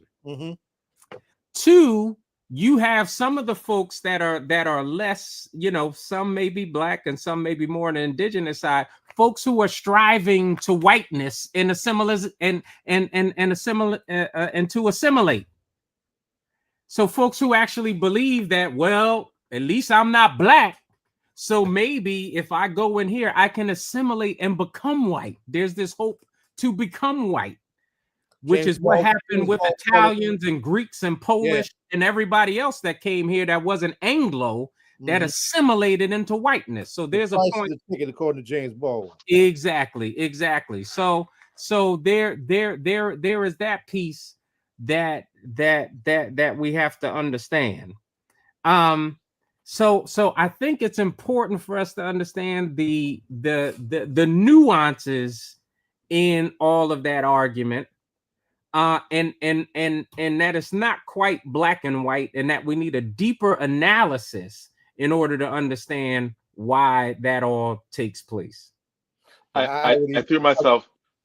I was going to say, I just threw myself off of what my agenda was. I was like, let's move on to education. And then I threw it out of there. So I'm guilty, right? I'm guilty. But I do want you to speak along the same analysis of the difference between the two candidates on the school funding formula and what the subtext to schools is. Because one candidate says, I'm going to increase charter schools, I'm going to increase vouchers, and we know a history of vouchers, and we're going to redo the school funding formula. And Newark Public Schools, because no one ever talks about it, there are whole news organizations that just don't talk about it at all. Newark was declared a high-performing district by the New Jersey Department of Education this year, right? I keep saying it, no one keeps believing it, but it's there, right? And it was declared a high-performing district because Newark has made advancements, right? Like made a lot of improvements in different ways. You hear about bad test scores, you don't hear about good ones. You don't hear about the kids getting associate's degrees. You don't hear about all the new schools being built, right? Like but overall, right, high-performing district. What is it that this conversation on changing the school funding formula, what does that mean for us? And how does that blend in historically? Yeah, the school funding formula and the whole history around Abbott schools and whatnot is enormously complicated, but I feel that it basically comes down to this. You have predominantly white school districts that are angry that black school districts get anything. And the problem is when you talk about housing and how schools are funded through property taxes and all these things, when we talk about redlining, the making of poverty by white folks, white corporations, white landowners, the white flight issues, all of these things that have taken place to create poverty. There's been an intentional move to create poverty and create segregation in the state of New Jersey and segregated schools, and to drain Black school districts of any kind of resources. And so whenever there is an attempt to level any of that, there is white backlash, because I think less important than desegregating the schools by putting Black kids next to white kids or vice versa, way more important than that is diversifying and making equitable school districts in terms of the way they are funded. And equity in that definition is not defined by how much each pupil gets, so that a kid in Trenton is given the same amount as a kid in Princeton, because we know between the historical divestments and everything that is drained from the community, to sit there and say that that would be equitable is a lie, when there are all kinds of community supports that surround those kids in Princeton that kids in Trenton do not have access to. And all of those things have been systemic. So we won't begin to see equity until we see generations in which the child in Trenton is funded at 3, 4, and 5 times the amount, the resources, as the child in Princeton. And that's comparative justice. Exactly, because we will never tell the truth to ourselves, because we will continue to lie to ourselves. The New Jersey can never wrap its head around that. So that's one piece of this that we have to critically understand. So in terms of the school funding formula, when the Republican candidate is talking about basically taking resources out, because he can't even wrap his head around the fact that Newark schools are doing so well, because he'll come into places, he'll shout out Newark as if it is falling apart, because he has a white racist mentality. Yes, sir. That tells him that anything that is Black is bad. And so he doesn't care about data. He doesn't care about truth. All he cares about is tropes. And the trope is that if it is majority Black, it must be bad. He can't even wrap his head around the fact that those are high performance schools. And the fact that they are high performance schools when they are operating at a fraction equitably in terms of what kids in white Essex County are getting in comparison is incredible. So imagine if those students were ever funded at an equitable rate, a just rate into which white children were, and how Black children would be performing. And so when we're talking about this issue in the school funding formula, you have one candidate that wants to drain resources from Black students. You have another candidate that wants to talk about things like community schools, right? To the point of how do we put more resources around children? Things like high performance tutoring, right? To give more supports, right? Whereas in a white community, you have a whole family that may be able to support in terms of education and offsite from the school, because there have been generations of folks who have been able to attain certain levels of education. Whereas in Black communities, we have generations of folks who have been divested from and kept from high quality education. And so you have one candidate who's talking about how do we bring more supports in these kind of situations, and another candidate trying to figure out how to drain supports and doing the same thing that's happening at the federal government level in terms of taxes and resources, stealing from the poor and giving to the rich. Totally. All right. And Donna or Zaid, we also have New York Times reporter who's going to jump on and just have a brief conversation, just a question as well. Mark Manama is a friend of the show, but Donna and Mark, Donna and Zaid, just another. I know you wanted to wrap things up. Mark, that's good. Go ahead, Zaid. You got a question? Let me ask this, Charles. I'm gonna tell you something. When I reached out to you a few weeks ago about coming back on the show, things were very flat in terms of the energy around this gubernatorial race. There's a lot of very healthy energy in the last couple of weeks that's very healthy. But let me ask you this: I'm still concerned about the youth, the young side of our voter base. Do you think are we getting enough energy, enough input? Are we mobilized enough among our young to be the difference that we need to see in this election. Yeah, thank you for that, Brother Zaid. I think we have a lot of work to do. I mean, one, let me just say some data that I was reading earlier. And this has nothing to do in terms of numbers and turnout, but there does seem to be a greater enthusiasm for voters under 35 for one candidate than the other, which I thought was interesting, which I hadn't seen. I thought it was reverse of that prior, so I was encouraged by that. But we really have a lot of work to do, and I don't know that we're going to get there in this election. I do think this is one of those things that will take generational work. I think whether it's in Black churches, civic organizations, schools, freedom schools, after school programs, youth programs, things where we can get a real hold of young people and going back to this culture discussion, we have to create a culture and we have to teach our young people our history.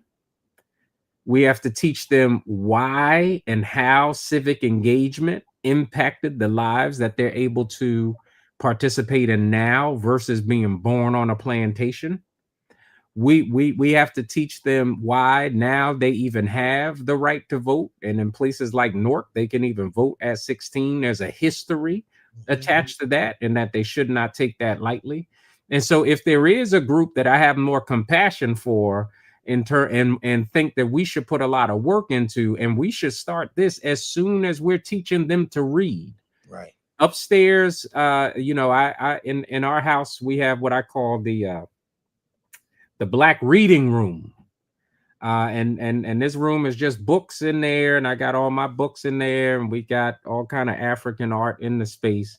And that's where I pray and meditate every morning. But there's a space in there where it's children's books, where it talks about our history on the continent. It talks about our history here. So when my grandchildren come over, I take them in the room so that they can read and understand the story, how we got over. And I think that is the critical piece, right? We have to teach mothers when the baby's still in the womb to read these stories to the children, because as it becomes a part of their upbringing, I think that's when they become engaged. We can't come to them after the fact that we spent the first 17 years of their lives not prioritizing voting and civic engagement at all, and then all of a sudden tell them it's important, when the things that we've made important is Instagram, TikTok, Burger King, and smoking Black and Miles. So we have to change that trajectory, and it may take some of us, to come outside of our comfort zones and engage the broader community, the children in our broader community, than the ones that we birthed from our own bodies. Right. I ran for 12 years. I'm with you 1,000%. Go ahead, Donna.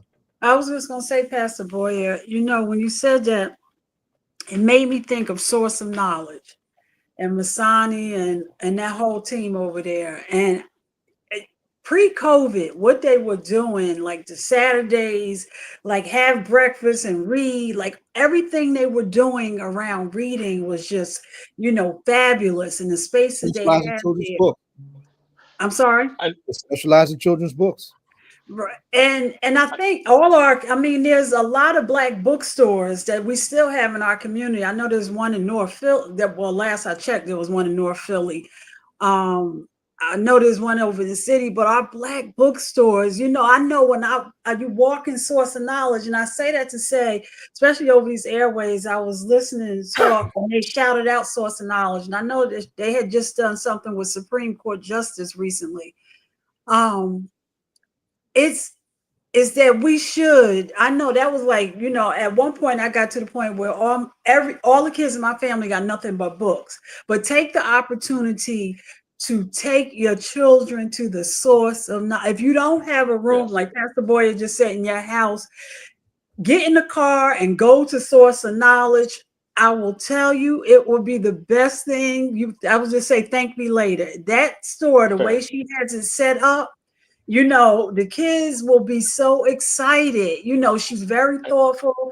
And picking like the illustrators and what's on the shelf and everything. And I think there's a space for, mom, dad, the kids, different ages and everything. So I think, and I think sometimes we just have to put kids in that space. And then once you put them in that space, you'll be amazed at what they'll do, So you're right, Pastor Boyer, because I remember like going to bookstores used to be the funnest thing I did with the kids. Go ahead. Mm-hmm.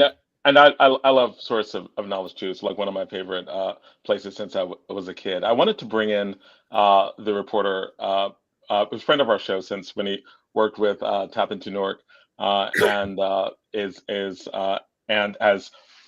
and there's a perspective of journalism and how it's covered, and what people think about what the race is, that I think is always interesting to contrast that with the way that I think about the race, the way that you're thinking about the race, the way we're talking about the race, in terms of what the governor is about. So I just want to bring it in for the last part of this conversation. And thank you for coming on. Thank you, friend of the show, friend of the show for many years. This right? is a surprise for me, Jonathan, because I thought you said. Man.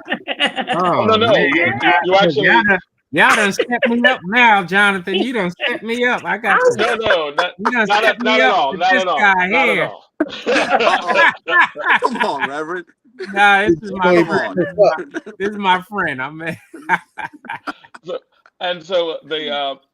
So the question is, we've been having a conversation about the dire straits for how, like, when I look at it, when we've been talking about this, we've talked about racial profiling actually being ruled yes by the Supreme Court. You look Latino, you can be stopped, searched, etc. ICE, the way in which it's being expanded, it seems dire. It doesn't seem like what is dire to me, what is dire to Boyer, what is dire in this conversation gets played out at all in the larger media sense. It doesn't seem like there's this sense of regress. It just seems like you'll get that on social media, you'll get that if you're within the communities, but you don't get that in this governor's race, in the reporting, coverage, etc. Talk to me about your perspective of that. And again, I'm not trying to get you in trouble. I know that you probably have some constraints. Oh, great. All right. So what is your perspective on the conversation we're having with respect to larger media, how it's covered? Like Zaid was like, hey, majority of white people actually do support ICE in these ways, right? These highly racist, highly inflammatory things. I'm in agreement with that as well, in terms of, I think these positions are popular. I think the South African thing is not that getting South Africans here and how crazy that is, and how overtly racist that seems, is so in your face, but it doesn't seem like it's a thing. What is your perspective on that? I tell you what, in recent coverage, I think I can speak to that in two ways. One, in something that I think could happen during the elections, and something to look out for, and something that I've already seen. I'm a fairly regular contributor to the New York Times. I often do New Jersey, sometimes the outer boroughs of New York City, like Staten Island, but a lot of Jersey coverage lately, obviously because of the governor's race. And I've been assigned for election day for daytime. I'll be out, talking to voters, part of a live blog. And then at night, I'm going to be going to one of the candidates', nighttime rallies.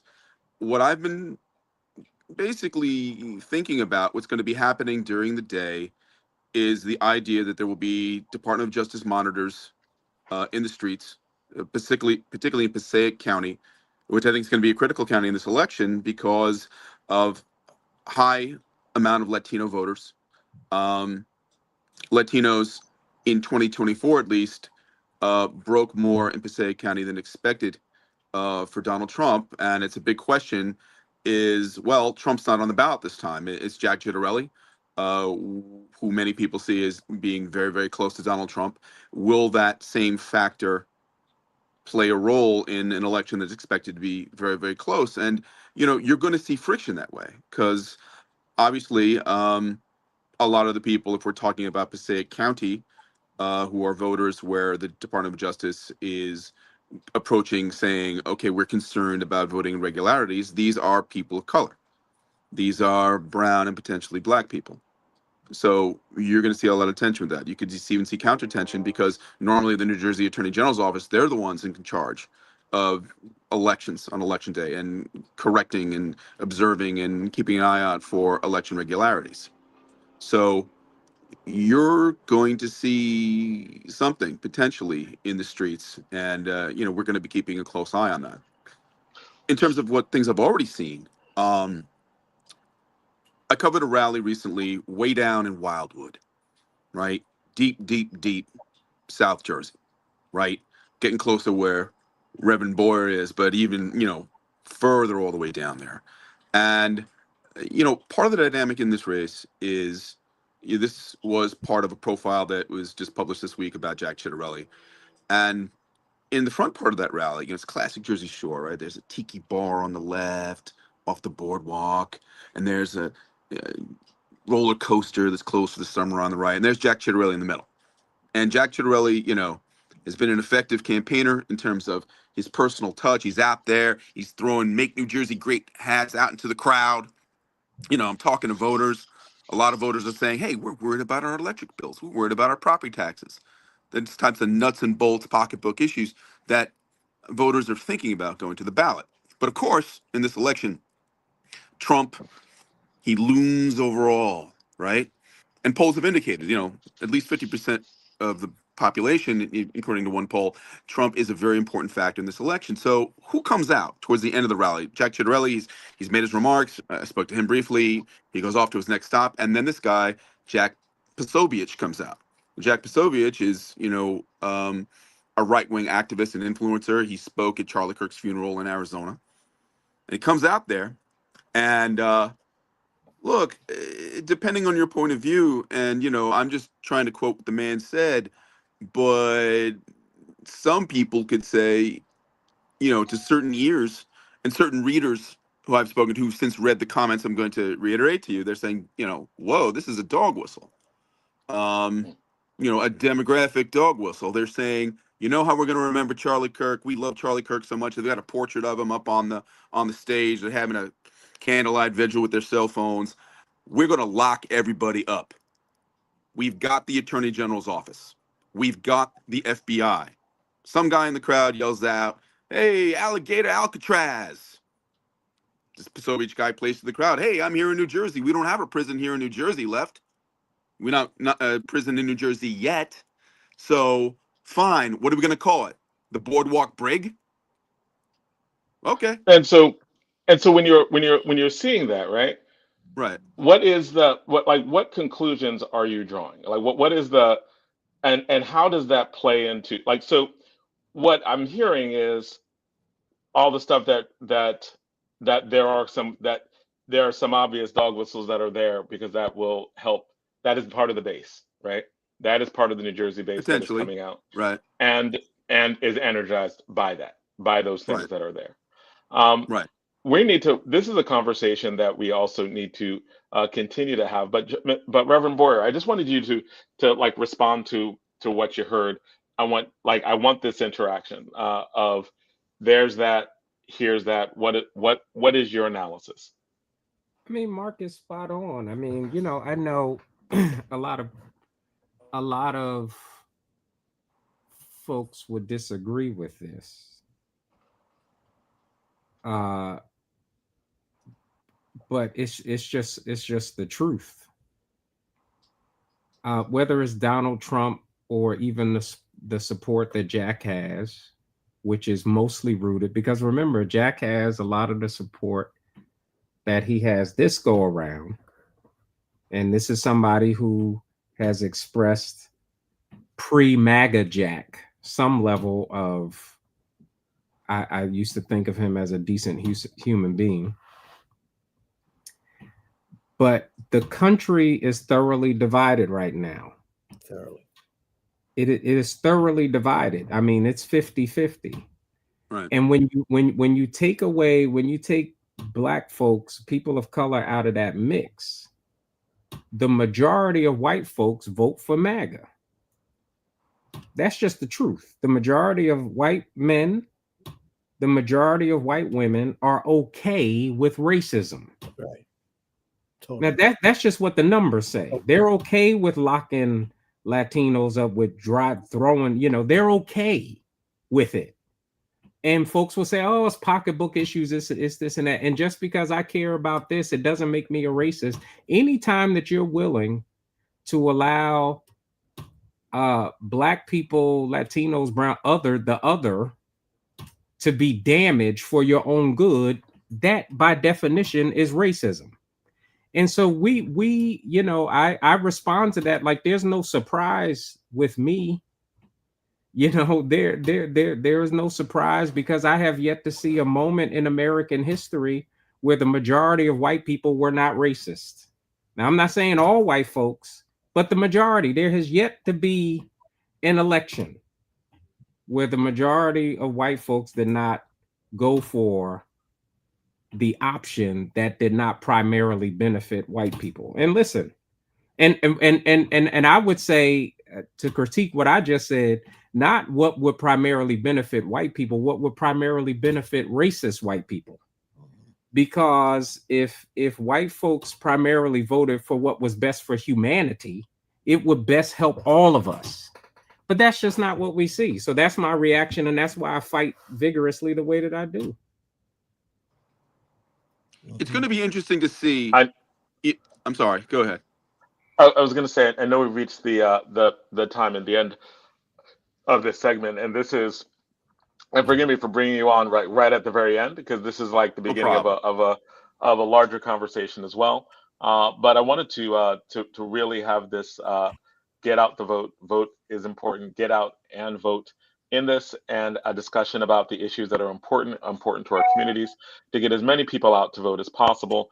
I think that it is good that this conversation is finishing on a more sober ending, as we look at realistically what is at stake, what is there. Is Mark staying? Yeah, sure. Well, no, I mean, whatever you want me to do. Right. Well, the next segment is the Jamaica segment, and that's feel free, right? Because it is talking about disaster aid inside of in the Caribbean and what's going on in the Caribbean. And you're welcome to stay for that conversation as well. On this last minute, can they just both say something to New York real quick? Because you did about the New York vote. Is there any Pastor Boyer, Mark, any thoughts on New York race? Well, I mean, I was just on Staten Island 2 days ago covering former Governor Cuomo on Staten Island. And again, when you talk about what really matters to people, Cuomo's up there saying, look, Mondami attacks everyone. He is, ethnically, racially divisive. He's attacking Columbus. He's attacking Italians, so on and so forth. Now, graciously, I'm going to leave the whole Columbus Day controversy alone for a second to get to a greater point about what's actually on Italian-American voters' minds. There's a place I often go to work when I work on Staten Island, Bella Beans Cafe, run by a guy named John DeRoss, a.k.a. Johnny Beans. I was like, hey, Mr. Beans, what happens if Cuomo shows up here? He says, I tell him to get the hell out of here because my mom died of COVID in her nursing home. And this guy says he wasn't responsible, but he was. These are talking about literal life and death issues, right? And, look, there's certainly all sorts of socioeconomic problems with that, and turning how people were treated during COVID, that you can argue a lot of that based on socioeconomics, based on race. But this is literally about people living and dying. And just because, in this case, somebody's Italian, doesn't matter if this guy's feeling like this candidate killed my mom. All right. Pastor Boyer? I just think Mom Donnie, I've been saying to folks right after the Trump re-election, so many moderates amongst the Democrats, and Democrats are always chasing this like moderate milquetoast middle. And I've said to folks, you really do yourself a massive disservice, and you're gonna make things a lot harder. Just the law of physics is if a pendulum string swings hard to the right, it is not going to land in the middle. It will swing hard to the left. Mhm. Mamdani is a factor because people want something different. Right. I think, there's a lot going on there right now, and we'll see how all that comes out, because obviously, I believe that there is, at the end of the day, a joint collaboration between the hard right and the liberal class that does not want to see really progressive things done, because at the end of the day, they're all fighting for the same people. And I think it's important that the rest of us fight for the same people as well. So I think an important follow-up to that is that many people said, okay, we're going to side with Cuomo. Certain Republicans, certain more centrist Democrats are saying, we need to do this. These are Cuomo's words, like, we have to save the city. New York will not recover if Mamdani is elected. Well, the centrist Democrats didn't seemingly put up an appealing enough candidate to compete with Mamdani. Yes, Mamdani is from the left wing of the party, but he's young, he's energetic. He's professing ideas that some people might have doubts you can actually follow through on, but at least he's professing them. Right. He's coming out there. And if you can't come up with a candidate who isn't appealing and can't present some sort of a vision, well, then you very well may expect to lose. Exactly. Right. Exactly. All right. And so thank you for both for coming into this and having this real good conversation on the voting coming out, like this voting week. I love that New Jersey is doing this. So we're getting ready to start the next segment. We're talking about the Hurricane Melissa, and what happened. And we have our guest Esther Lewars, who is here and is here. So thank you so much for coming on. And Esther, thank you for coming on. And Zaid, you can do the introductions. And Rafiza Shahabuddin, shout out. She's in the background, and she is going to be doing the different things in the background for us. Mr. Olson, I hate to interrupt, but as a newly married man, my wife is calling me. I'm gonna have and Mark, and I'll probably hit you again so you can come back so we can talk about after the election, and then maybe we'll love that. Absolutely. Okay, and we can also, and what you covering, and also talking about all this rain and what's going on in New York. So we're gonna have you back, okay? That'd be fantastic. Absolutely. Thank you so much. Okay, thanks for coming on. Oh, and congratulations on newly marriage. Yeah, new marriage is awesome. I just love new marriage. It's great. Yeah, Mr. Olson knows this. All right. Yes. Very much. Take care. Bye-bye. Bye. Hey. The last time. Good evening, everyone. Good evening. Last time Esther was on, it was more in a celebratory mode, affirming the upliftment of our Caribbean family that the Newark Caribbean Commission does. Here we bring Esther back in the face of tragedy and harsh times, and in the language of a poet that I used to work with named Lynn Fraser. Yes, so you're too young to remember Gilbert, right? You talking about me? Yeah. Do you remember Gilbert? No, you're too young. It's okay. It's okay. But the poet say, Gilbert, you mush me up me island. Now we're talking about Melissa, and I'm gonna tell you something, baby. Melissa. Zaid, are you talking about Hurricane Gilbert? Talking about Hurricane Gilbert. Okay. Yeah, y'all younger than me. That's all right, right? Okay. But Melissa is worse than what Gilbert was. Gilbert was bad. This is the 1980s that I'm talking about, right? 1988. Yes. Gilbert was bad, but this is worse. As a daughter of Jamaica and someone who sits on the Newark Caribbean Commission, what what do you want to share with us about what this moment means for us and how we all should be paying attention to Jamaica and how we can help our folks in Jamaica? Yes. So good evening again, everyone. So, as was told, Jamaica experienced one of the worst disasters in history. Gilbert, in 1988. I was about to start high school then. And so I lived through that moment. And, Yeah. you know, luckily I wasn't there to go through it, but from just communicating with family members and my cousin, after it ended, she said it was very traumatic. And I can only imagine what that's like to hear the wind, to hear, things moving outside, and to know that disaster is happening around you and the uncertainty of life.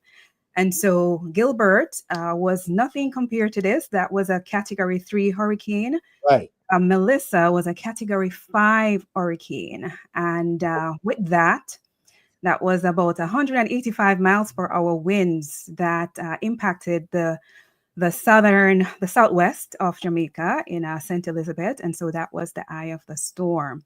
Now, the other part of it is that even though, the storm has been out in the Caribbean Sea for about a week or so before impact. And so there was a lot of rain that was happening.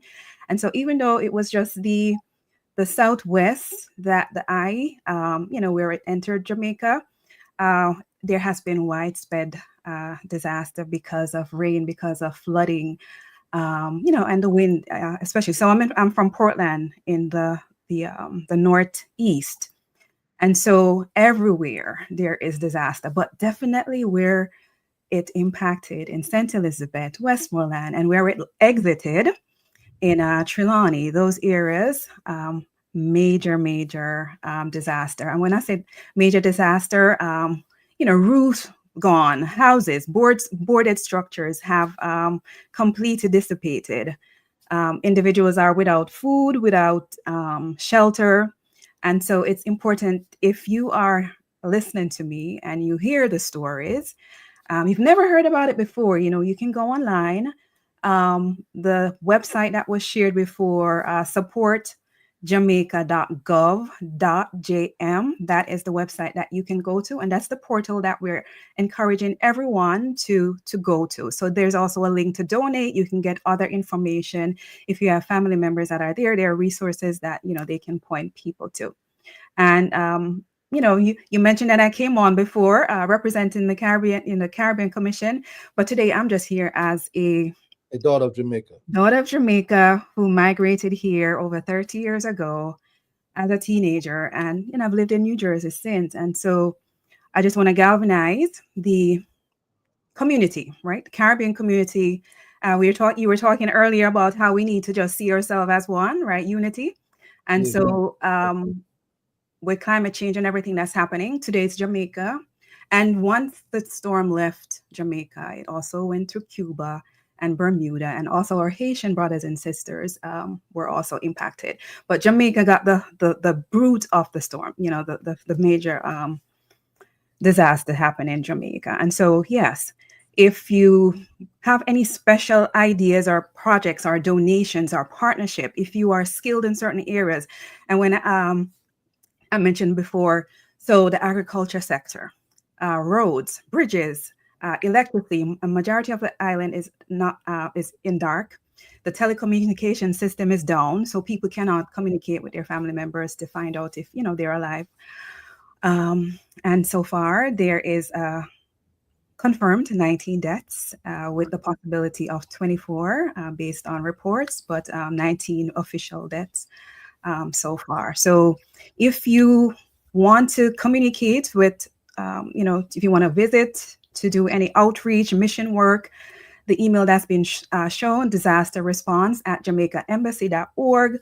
You can email them. If you want to create a project to donate items, collect items, let them know, and they can add you as a drop-off location. The Caribbean Commission is working on, we met this week to decide what we're going to do. So we're going to share that information shortly on our our Instagram page, which is at Noor Caribbean. And so, yeah, I just want to encourage you to, see how you can help, right? Jamaica is a place where once you go there, you love it. It's often a great experience when I speak to other individuals who have gone to Jamaica. And so, whatever you can donate. Esther, my grandfather comes from St. Anne's. He's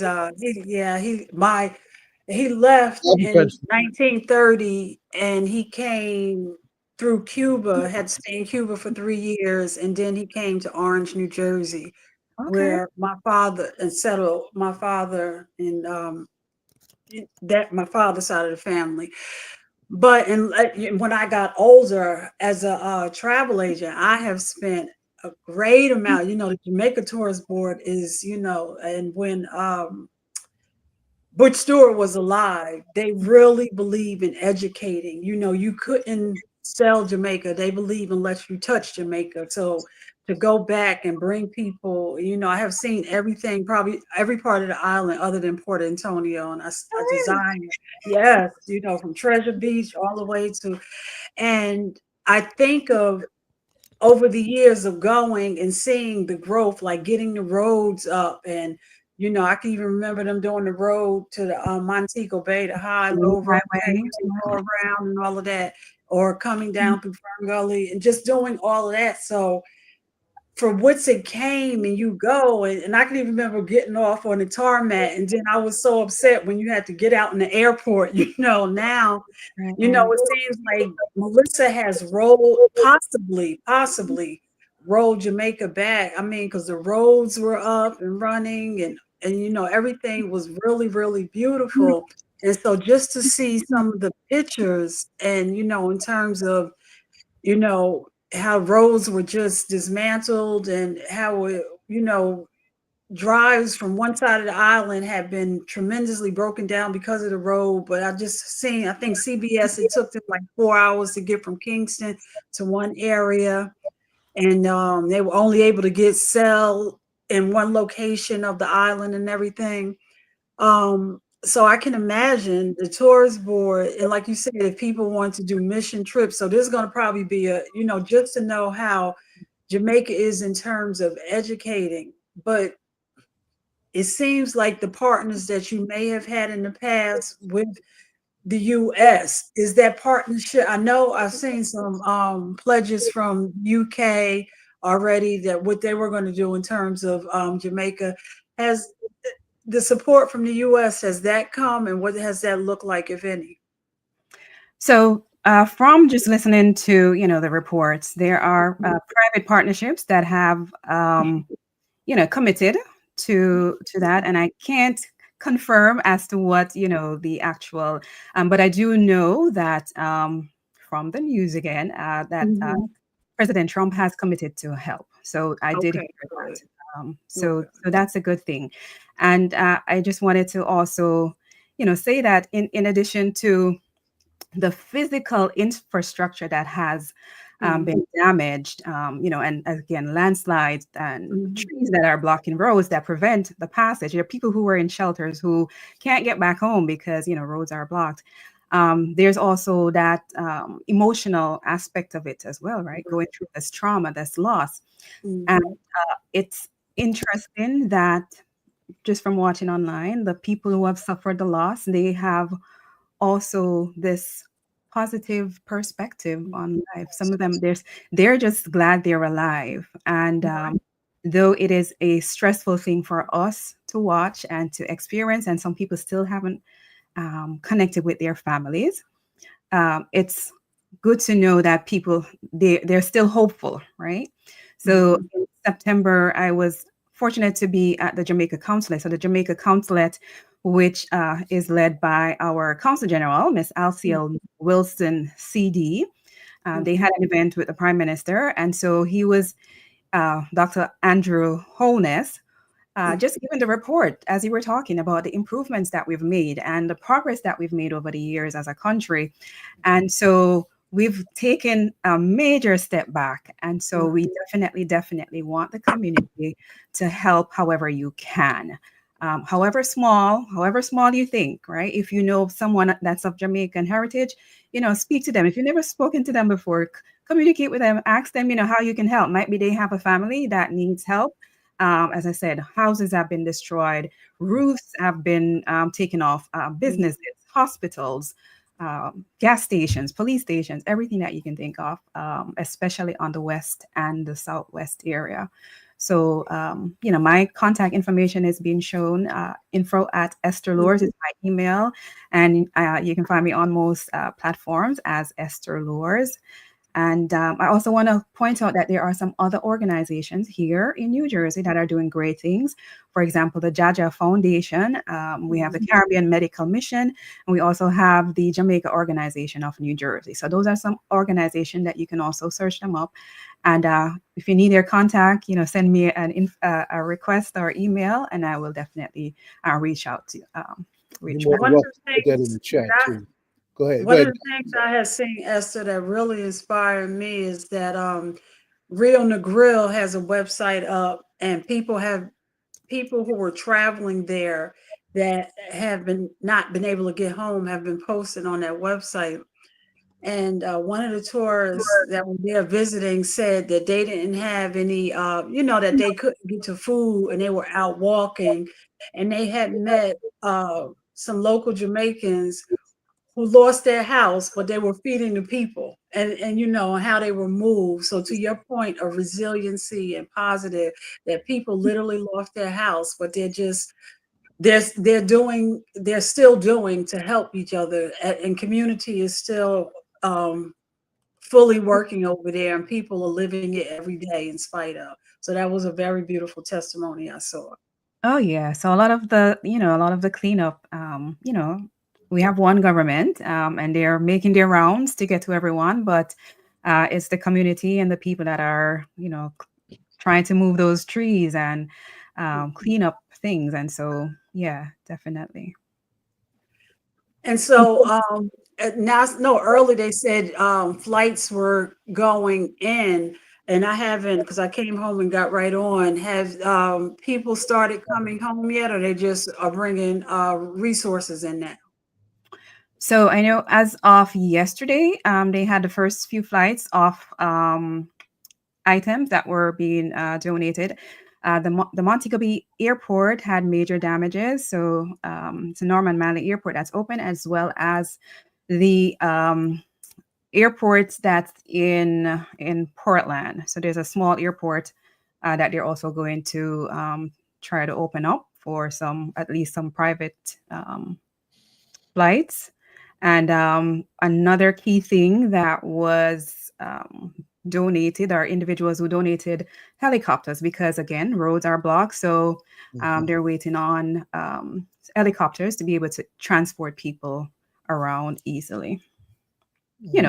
Officials. Yeah, to just get officials and everything. Well, like I said, Jamaica's a very blessed place. Beautiful, beautiful island, the mountains and everything. So, have you, I'm sure it's too early. So is it your hope that once things does get settled, that you're going to try to get down there to do some mission work? Definitely. You're going to try to, okay. Definitely. So it's interesting. This past Sunday was my dad's 12th year that he passed away, and I wanted to go back so much that weekend, but it didn't work out. And so I definitely will be contributing, spreading the message, sharing information as I'm doing here, and encourage others to contribute as they can. And I will definitely be making plans to go down there when I'm able to. Yeah, because I know, and that list, because I know a lot of times we think we know what we want, so it is going to be helpful for you to stay in contact with us as well, so we can know exactly what's needed, whether it's Pampers, I don't know if you're in Orange. There's a restaurant here called The Pit, owned by I can't think of Byron's last name, but he does like a barrel, and he tries to send like jeans and things down to Is that the people. one on Central Avenue? Is that? Yes, right across from the park. Yeah. So I'll ask, Byron, if he wants to be put down. I'm sure he's going to say yes as a place to accept donations as well. But I think, and where we can begin to get people together, like when barrels and stuff are going, so we can do this in a way where it's more cost efficient and helpful as well. Things like that. But I know the list is helpful, like what exactly it is that that is needed the most. Is it, because people lost everything. So is it going to be maybe we can get, jeans or, sneakers and things like that together, women's clothes, what is it? Do you, Oh, yeah. So there is an extensive list that is on that Support Jamaica site. And the Caribbean Commission will be looking through it and, and put the ones that we think that we want people to collect. But anything on that list is open. So if it's not on the list, it's not going to be collected. So at this point, they were saying that they don't want clothes. But I do know that if there is a separate entity that is collecting, like, say like Georgia Foundation, they may have a separate system that they're using, right? So there are people who need clothes, right? So but the list that the government has put together did not have clothes on there. So we want to just make sure that we're putting out that information for people to follow. So lots of utility items, agricultural items are all a part of it. And we want to, again, livestock have been lost, farmers. So the food supply has also been impacted. So every area, our schools, right, our students, educators, so all areas have been drastically impacted. Yeah, because I think I've seen like one of the schools, the roof, now probably just, I'm sure there's more than one, but I know specifically I did see one school where the roof was dismantled. And just thinking of the delicate way, when houses are built and, and how, it came, but how people have been able to, just, I think there was one gentleman who was talking about how in the middle of the storm, he was on top of his roof trying to nail it down, and other people from the community came out to help him nail it down and everything. So just seeing, and up in the mountain area, do we know how those who live up in the mountain area, do we have any reports in that area? I don't have that specific data, but as I said, from the areas, the coastal areas, as well as inland where we have rivers. We have rivers that have changed course. So it used to run a certain way, but because of the flooding, now changed course, and our houses have been impacted. And so everyone, I would say, have definitely, regardless of where you live, you've been impacted either by the wind or from the rainwater and flooding.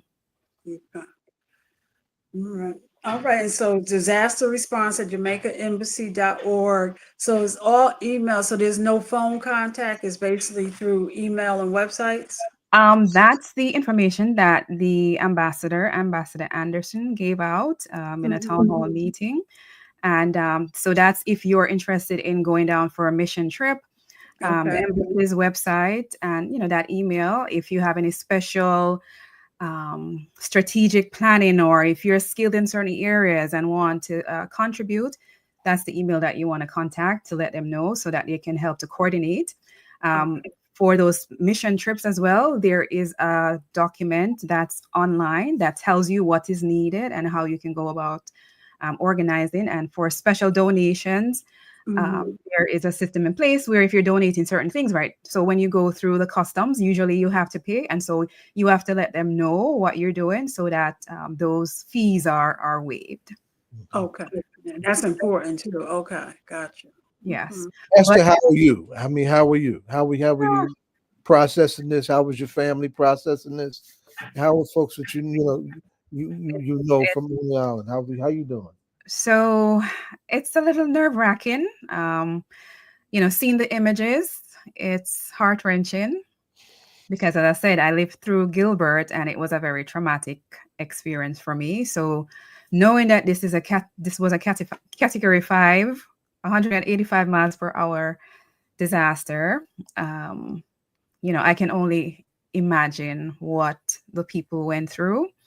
And so beyond the infrastructure, as I was saying before, if you are in the space of, therapy, psychologists, people are going to need that type of support as well. So, possibly think of how you can be a resource to those individuals over time. I know immediately it's the shelter, it's the food, it's clean water, it's making sure that people are back online with telecommunications and electricity and that they're able to travel, freely. But eventually that mental support is going to be needed. And so, my family, the first couple hours of the storm, there were trees and light posts that fell on their home and, one of their homes, and they had to, out in the storm, get out of their house and go to another family member house. So it's that type of things. And I think about the children, especially who are going to be traumatized by it.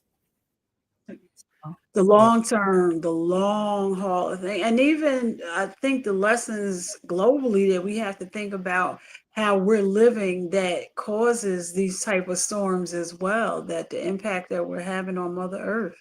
Global warming. Yeah, I was going to come to that. Mm-hmm. Yeah, just climate, just how, like you said, it just set, it didn't just come and go. It sat there for a while and just continued to brew and brew. So so the long-term rain definitely made it worse than if it was just a storm that came through and left.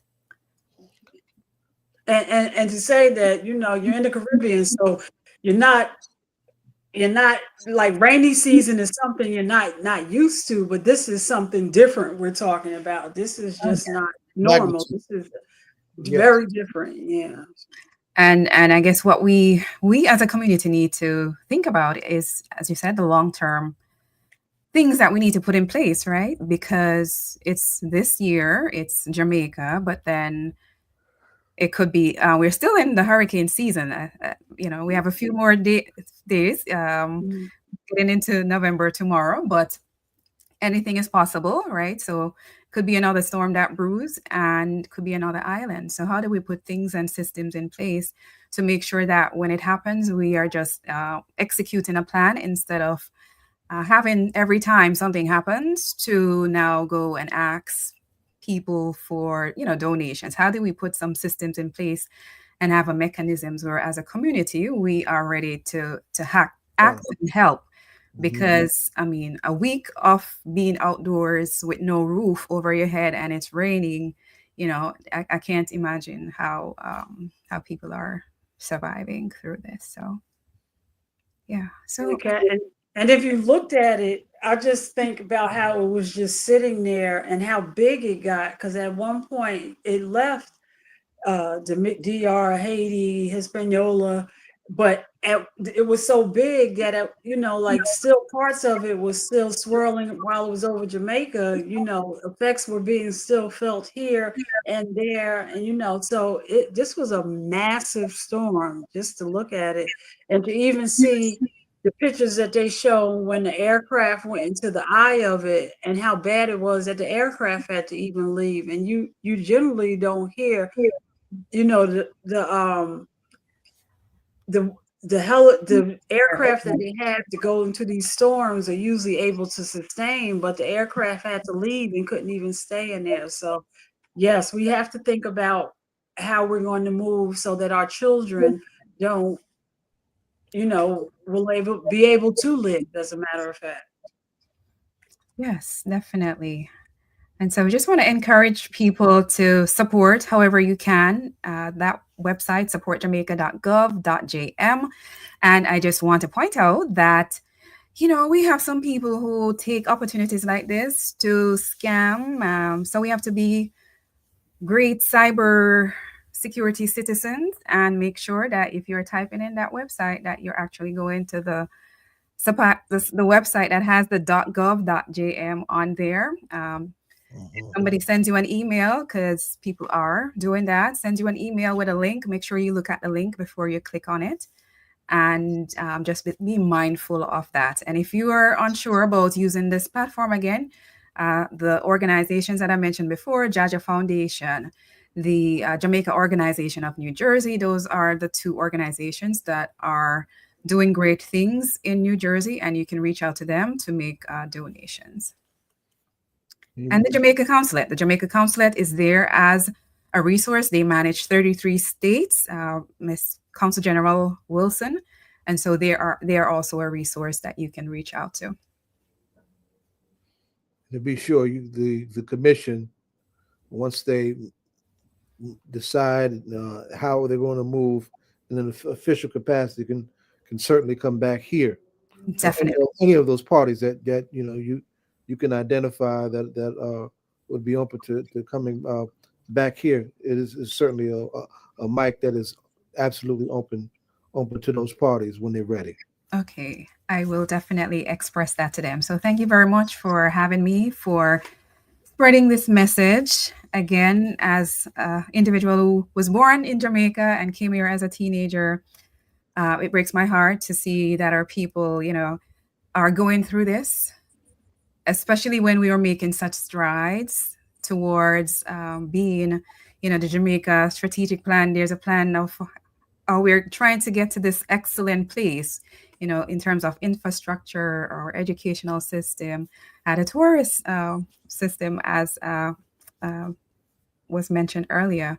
And so we're taking a fall back. However, with the support of the community, with the support of you, the audience, and friends of Jamaica, we will definitely be able to get back on track in time. So thank you very much. And you're headed the right way, Esther. And please, by all means, keep us informed. Don't wait for us to call you. You please. Okay. Because I know it's going to be a dynamic change. So please feel it. You can't call enough. You know what I'm saying? So yeah, I will definitely invite some.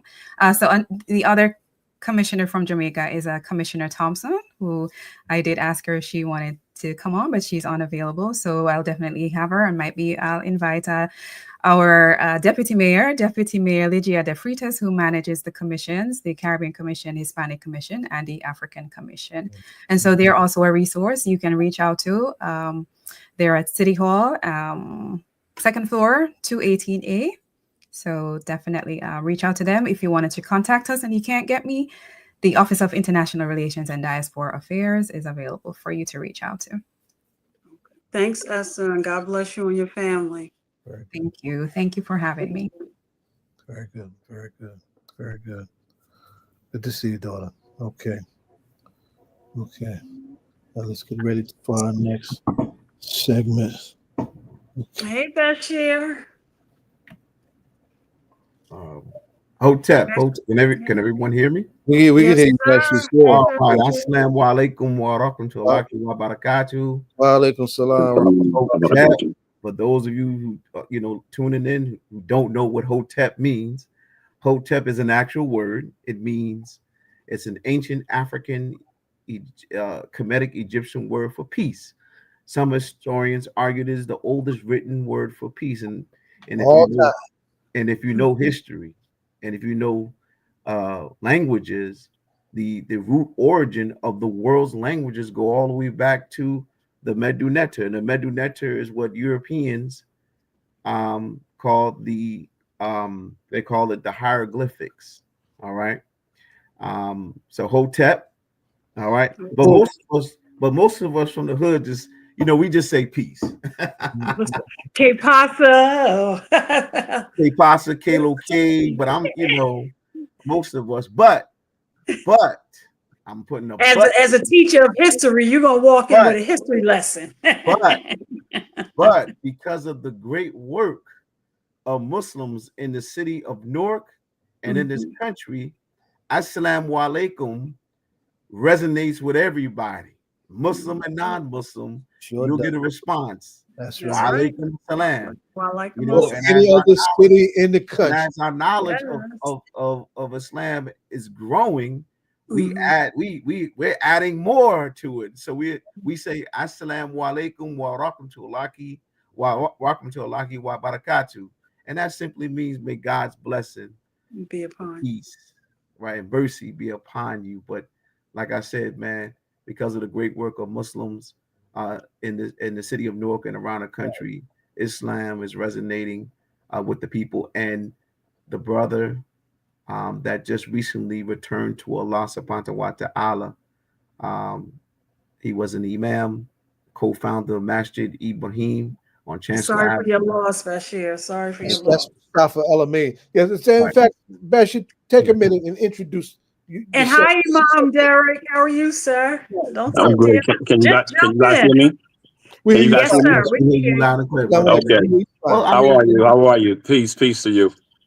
well, And that's before Assalamu you alaikum wa start, rahmatullahi wa barakatuh. Bashir, wa and alaikum salam Imam wa Derek, rahmatullahi since you wa said that, Bashir, when I was a teenager, and now we're all the same age, or sound, I can remember when we all went and got our Muslim, and I was Samira, Okay. and I can Yeah, definitely, absolute Donna. yes, my name was Samira, and I That's can how actually you say it. remember being like, who's Nod saying that's my dad, and I can remember being and greeting and be like, Oh, salam yeah, alaikum. We'd be like, yeah, wa alaikum salam. And it was like that when we was teenagers. So you're definitely right. absolutely, Definitely absolutely, was a renaissance back then, definitely. Mhm. yeah, absolutely. So like I said, Bobby, you jumped ahead of me. I was trying to build up to introduce our good brother, Imam Derek Kareem. But I wanted to tell the audience that we here because a great Imam has passed away who contributed to the growth of Muslims in the city of Newark, and that's our dear brother, our late great brother, Imam Mustafa El-Amin. Very good. Right. Man. And I took a pause myself from co-hosting ASCAT's Eastern Regional Conference. I'm on there right now. I had to take a break. I had I to take didn't a expect pause. it. Come on, right on. Yeah, we appreciate Yes. you coming. Yes. And for those who don't know what ASCAT is, ASCAT simply means the Association for the Study of Classical African Civilization. It was co-founded by doctors John Henry Clark, Leonard Jeffries, Asa Hilliard, Jacob Crothers, Yosef Ben Yakinen. All right. Joshua And Bashir, Malana you, Kalinga. And Malana. Bashir, you see Prince Okafeli gave you a shout out. Did you see Yes, that? I did see that. Hotep, brother Kufele. Hotep, my brother. Hotep. But He gave yeah, it to your brother. no doubt. And So I could not talk about the great Imam Mustafa El-Amin without bringing some of his students, all right, to come on. And one of his students was able to come on, and that's the assistant Imam, Imam Derek Kareem. So we're so honored to have our brother, Imam Derek Kareem. All right. Big shout out, as we say in the streets, big shout out to Imam Derek Kareem. But in Islamic tradition, we say Alhamdulillah. All praises. All right. So Imam Derek, I just want you, to talk about the greatness of our dear brother, Imam, our late. And Imam is Naj your daughter? Najla, yes, that's my daughter. You know her? She just gave you a shout out. She's like, that's my dad. That's my Alhamdulillah. That's my baby. Yeah. Yeah, she was Bashir's student too. Alhamdulillah. Yes, absolutely. Yeah, now my grandson is there. Okay. So, one big family, one big family. Beautiful. All right. And our dear brother, our late dear brother, Imam Mustafa El-Amin, graduated from Weequahic. He graduated and he was inducted into the Weequahic Hall of Fame. Absolutely. Beautiful. And beautiful. Before you start, I want you to definitely talk about the greatness of our late Imam Mustafa El-Amin, right? But I'm holding. Well, you have any questions? You have any direct questions you want to know? Anybody have any direct questions they want to ask? Well, are you Am from I- Newark as well, Imam Derek? Oh, Are you born and raised, Scudder Homes. Scudder Holmes? You a Scudder Holmes? Okay, Scudder all right. Homes. Yep. Proud of it. Proud. Proud of the Scudder. Yeah, most You people make, from Newark is like they represent back it. then, Yeah. you may come here, you make it here, you make it anywhere. Yeah, okay. So I'll do that. Before I start anything, I have to, is obligatory on me to mention my Lord. So first, let me start by saying Bismillahir Rahmanir Rahim. Alhamdulillahi Rabbil Alameen. That means with the name of Allah, God, that you call God, the merciful benefactor, the merciful redeemer, and all praises belongs to Allah. Okay. So the master, the rap of the day of the system of knowledge. So we have to acknowledge him first, because he said any settings in which his name is not mentioned is not successful. So that's my understanding, and that's how I roll with it. So thank you for giving me that opportunity. So are there any? I know when he hit me last night, and it's something like this is like a big test time for me. You know what I mean? Just going through the process with Imam Mustafa El-Amin, this whole process from the beginning of it, and then coming back to him last year. You know, and to this present day, it's and especially close now. It's just been it's surreal almost, you know, and it's to see him, the strength of this man. Who, let me tell you about this cancer that he had. It started back in like 2008, 2007, and before he had that, he had prostate cancer. Okay, and he got over that by the will of Allah. Then after that, he got this rare sinus cancer, and it came like right under his eye area. Wow. Okay. Yeah, okay. Okay. And you know, at this time, I'm just there helping him, you know, go through the process, you know, just learning.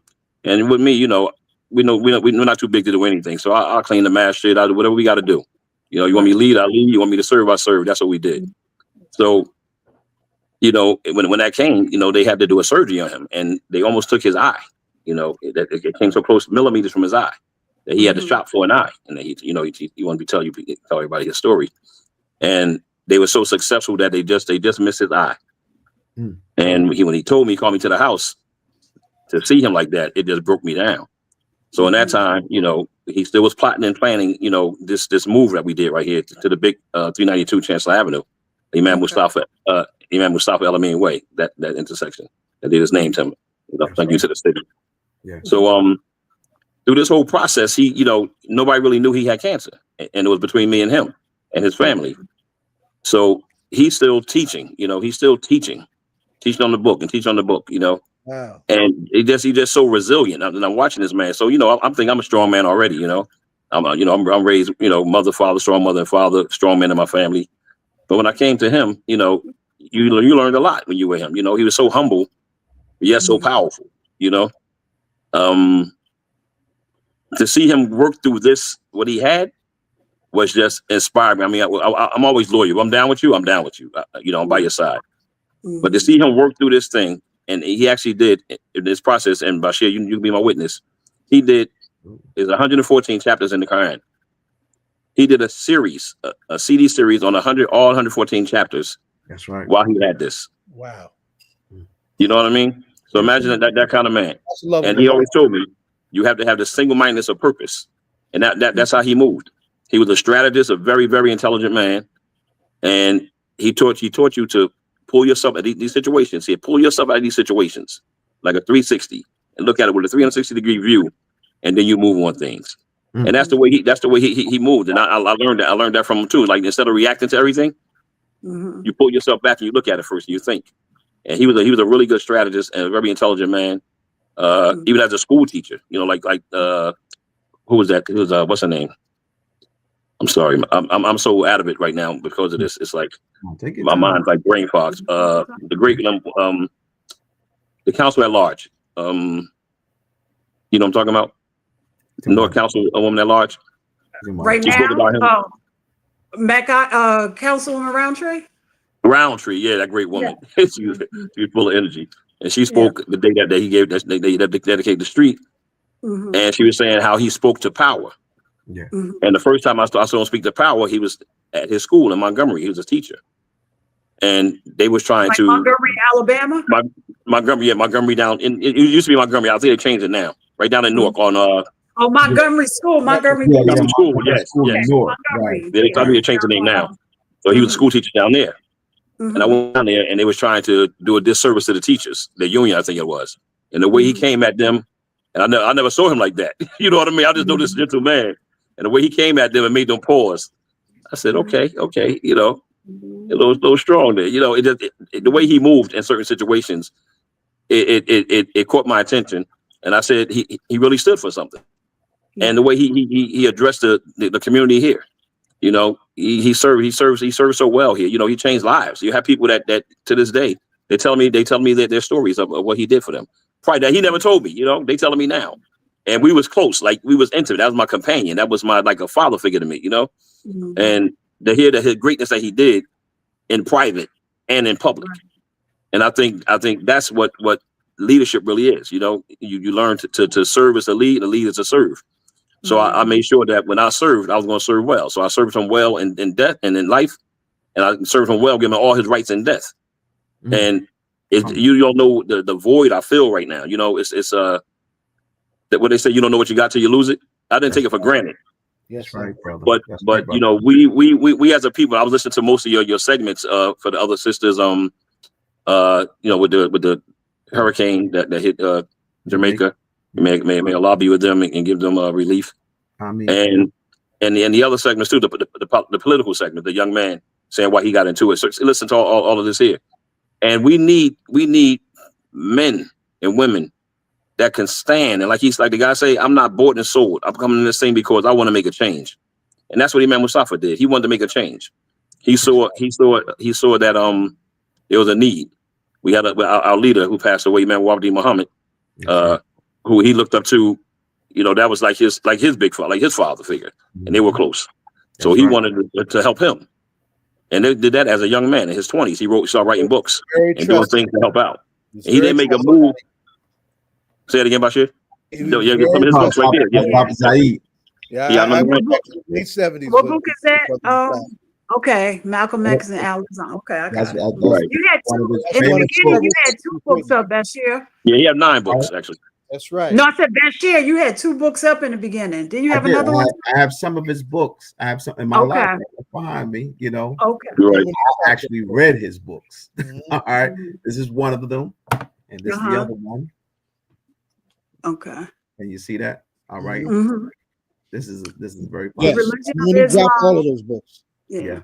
Let me say this very quickly. Go ahead. Benefits. Hey, Baba Zai, you know you're going to have to take over because I got to jump back. I got to close out the conference. We got to close out the show. We only got 3 minutes. Bashir, real quick before I go, Bashir, I want to thank you for this opportunity. I really want to thank you for this opportunity.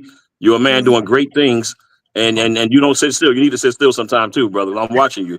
And then that's how you got to be. You got to go make these changes. Absolutely correct, right? Brother, so you know where I live at, right? And where am I right now, Bashir? Where am I? You look behind me. You got Master Ibrahim right now. It won't be fitting. I'm sitting in the house that he built. Okay, that we put blood, sweat, and tears in. You know, in his office. Where's that masjid at? It's right on the corner of Chancellor and Wainwright, which is we just named the Imam Mustafa El-Amin way. Yeah, on the street name, you're right. Right, exactly. So it's right there. You know, first we started across the street in a little small spot. We hold like 60 people. We moved over here. But you said we want to commemorate what he did, right?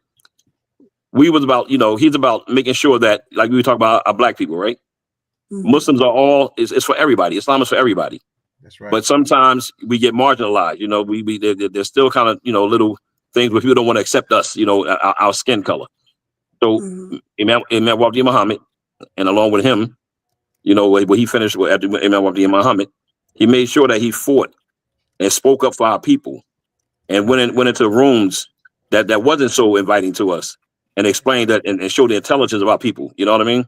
And put us on that same even level. And his way was that either meet me on the level or don't meet me nowhere. You know what I mean? And that's how we got to move. We don't hold coattails and shine shoes. We are brilliant people. And then, like you said, you hit that history, but Bashir, So this is what we got to stand for. We got to uphold the life and the legacy of our great ones.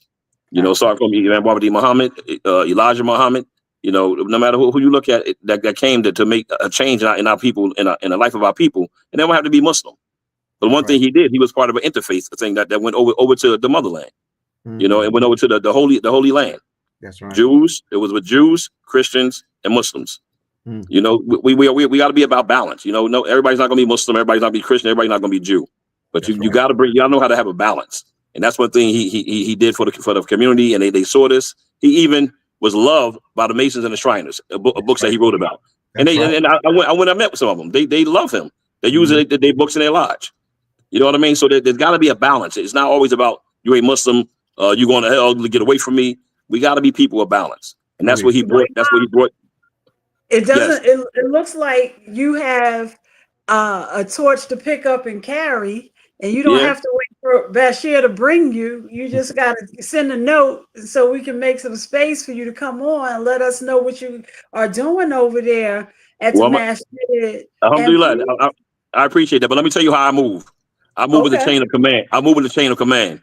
And since that's the man who brought that platform, I'm always go through him. That's what I do. That's what I'm saying. So you don't have. I appreciate. You can come on anytime you want. I definitely appreciate that. You know, we plan on doing a lot of good things. You know, inshallah, we plan on doing a lot of good things. And actually, he's helped me. You know, this guy, he's helped me with something we're about to start now with substance abuse, to get brothers that's on substance abuse, whoever on substance abuse, to get off it. You know, and try to better their life. Yeah, that's good to know, because we all know people in the community. Yes, they right in front of our face. So how can you turn away from it? Okay, so we know that's going on over there at the masjid, and it's at the hour. So here's something that Bashir started, and I have to ask you this question. Go ahead. That this is your first time on. Bashir, you want me to ask the question, or you want to ask the question, Bashir? No, please. They set me up. Okay. Brother, I just want to say, brother, ma'am, Shukran, thank you so much for coming on All Pause Local Radio Show, number one political radio show in the country. I appreciate you, but I have to go back and close out the aspect. You got to handle what you got to handle. I understand. Yes. Okay. So, Imam, I thank you. I thank you for the time. Wait, Mom, don't you go, because we got a question we have to ask you. Yeah, I know. He told me about it yesterday. Oh, okay. So how you set him up for the question? Well, I didn't know it was appropriate, because we're talking about. Exactly. I said, huh? I told my head like that. But this is what you guys do. It's nothing bad. You know what I mean? So go ahead and ask your question. Okay, so this is a hip hop political show. And there's, like you said, there's work that you're preparing to do that you're going to have to do. And you're starting a new program where you'll be out on the streets reaching out to those who need help at a very vulnerable time. So when you're getting ready, preparing to do that work, we ask, is there a hip hop artist, individual, or group that you listen to prepare you for that? And if not a hip hop artist, who do you listen to prepare you for the work that you have to do when you're out in the community? Actually, you know what? I don't. In the last 6 months, I got away from really music. You know, like music because I see that if you listen to it so much and you try to study the Quran at the same time, it can interfere sometimes. You know what I mean? So there'll be a little bit of it. And I learned that just drive. I live in Pennsylvania. So just driving down the hill in peace sometimes, my mind just wanders and go on. I look at the creation of Allah, the sky. You know, I just learned to just enjoy the peace of nature. But when don't get me wrong, I was a DJ back in the day. So okay, so I was a Curtis Blow man, These are the breaks. Yeah, these are the breaks, right? Pick it up. We're not holier than thou, nothing like that. But I like intelligent rappers. I like I like the Kendrick Lamar. I like to hear the things like he tried to say. Back in the day, it was Boogie Down Productions, KRS-One. You know that can talk to people, make you think. You know what I mean? Nowadays, with this syrup music and stuff like that, it's just. I think you know Poor Righteous Teachers from Trenton. Yes. Yeah, that was back. Yeah, I remember them too. Yeah, so we need those kind of rappers. You know what I mean? Yes. You hear a message, and actually, you know what I listen to now too? Dean Squad. That's what I listen to during the holidays. During our holidays, Dean Squad. Oh, you know what, Imam? I sent it out. There's a group of FOI brothers from Atlanta that rap. Oh yeah. Oh my gosh. I'm gonna send it to Bashir and tell him to send it to Send me you. the name. Yeah, let me check them out. As long as they're talking something positive, I'm with it. You know what I mean? Oh my, wait till you. All right, I'm gonna send it to Bashir tonight and he'll send it to you, okay? Okay. Thank you so All right. much. So you're gonna Now, be let me, happy. before we go, can I get you guys, I can't read this thing. My eyes are getting bad. What's your name? My name is Donna K. Donna K. Williams. Yes. And Baba Zaid. Baba Zaid. Okay, got you. Yeah. So I definitely appreciate you for giving me this platform. Glasses on. You tried to be cute and not wear your glasses. Yeah, mine's in the car. Well, thank you. And like I said, don't be a stranger, and especially So after you if get you're the going to invite program. us, we definitely will share. If you invite us, we're definitely going to share. You know, the program up and running for the substance abuse. Come back and let us know how you're doing. definitely let me know. You can visit the match. This is a match. We Muslims, but I invite non-Muslims, everybody here. You know, this is like a safe haven for the community. So I invite anybody to come visit the match. Here, I had 2 old ladies came by a couple of months ago. The older ladies too. They just wanted to come check it out. I said, have a seat. We treat them like gold.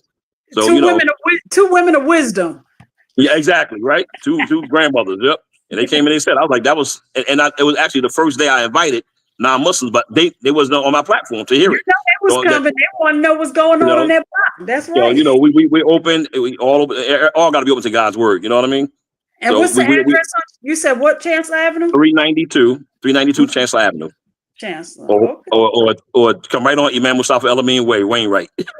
Wainwright, yeah. Chancellor. We got you. Yeah, Wainwright Chancellor. So come on through. Can introduce yourself? Any one of y'all come through anytime. The door's always open for our prayer times. All right, Mom. Let me just tell you something. I knew Brother Mustafa since the late 70s. He was, you know, and that was a time of transition. Right. 75. Yeah, the transition after the death of the Honorable Elijah Muhammad. There was some division, there was confusion. Exactly. It was a time of, you know, where our community needed stable leadership. Stable leadership, right? Yes. And as a young man, we were quite young then, right? He was one of the most trusted of his age, you know, to the Imam at a time when the Imam needed people he could trust. And that's El-Amin. That's El-Amin. Right. So his legacy is, you know, for the Muslim community is indeed genuinely appreciated, and he has emerged as the great writer John Oliver Killen said once upon a time. He emerged as a long distance runner, and what you just revealed about his illness, still being steadfast in his service as a teacher and whatnot, reveals so much about his character and the kind of stellar soul and spirit that he was. May Allah be pleased with him forever. Yeah, I mean, thank you so much. You know, thanks for getting time to get the honor. You know, that just made me feel so much better because I'm heavy. I feel like I got 200 pounds on me walking around. My head is foggy. I miss my brother, but you know, we got to keep going forward. And the laws allow with us, we be okay. You know what I mean? Yeah. So you got troops to train. You got it. Yeah, we got some. I got a good one. My sister, Imam Furqan. You got to hear him. This guy's he's a wise man too. I got a good assistant. Yes. You know what I mean? So we got a good team going on, and especially with the staff and everybody. I think we be okay, inshallah. Allahu Akbar.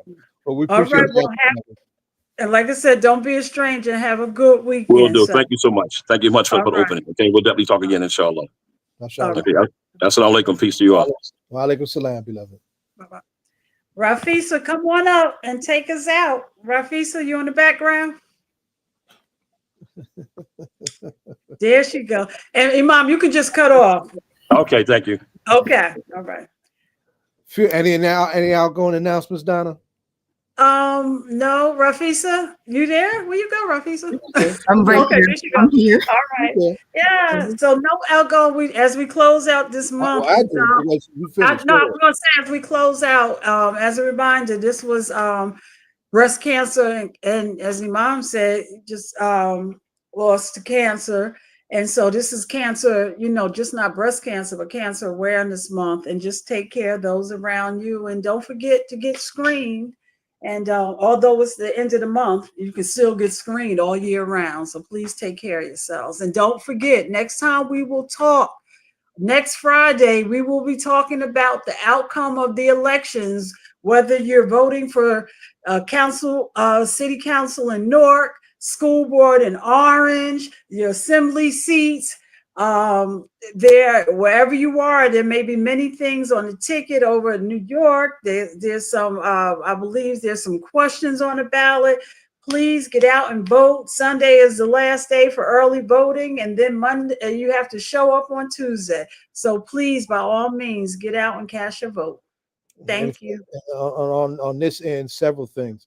Tomorrow is the 17th annual Black is Back March on the White House. November 2nd is the anniversary of the liberation of Assata Shakur. Long live Assata Shakur. I want everybody to hold November 15th. There will be a special local community-based memorial tribute to Assata's legacy that I'd have my hands on personally. So I want folks to look forward to that. The flyer and the details will be out shortly. But whole Saturday, November 15th, for a community-based memorial tribute to our beloved Assata Ulugbala Shakur, who I miss very dearly. So with that, it's been a powerful show. Thank everybody for coming on. Good to see Reverend Charles Boyer back. It was breaking to have Reverend Dr. Dale Caldwell, who may be our next lieutenant governor. Hopefully this thing will play out in a way that's better for our community as opposed to being worse for our community. We will see you next week. All of the candidates that came on as well, all of the candidates, thank you as well for coming on. And we know how busy you guys were, so thank you for taking the time to just come in and just let us know why people should vote for you. So thank you. Same time next week, 69 live on Facebook and YouTube. This has been All Politics Are Local, America's number one hip hop talking radio show. We will see you next week and in the whirlwind, and you don't stop. Look at that mix. I was like, Bashir took you back, but you got the whirlwind in there too.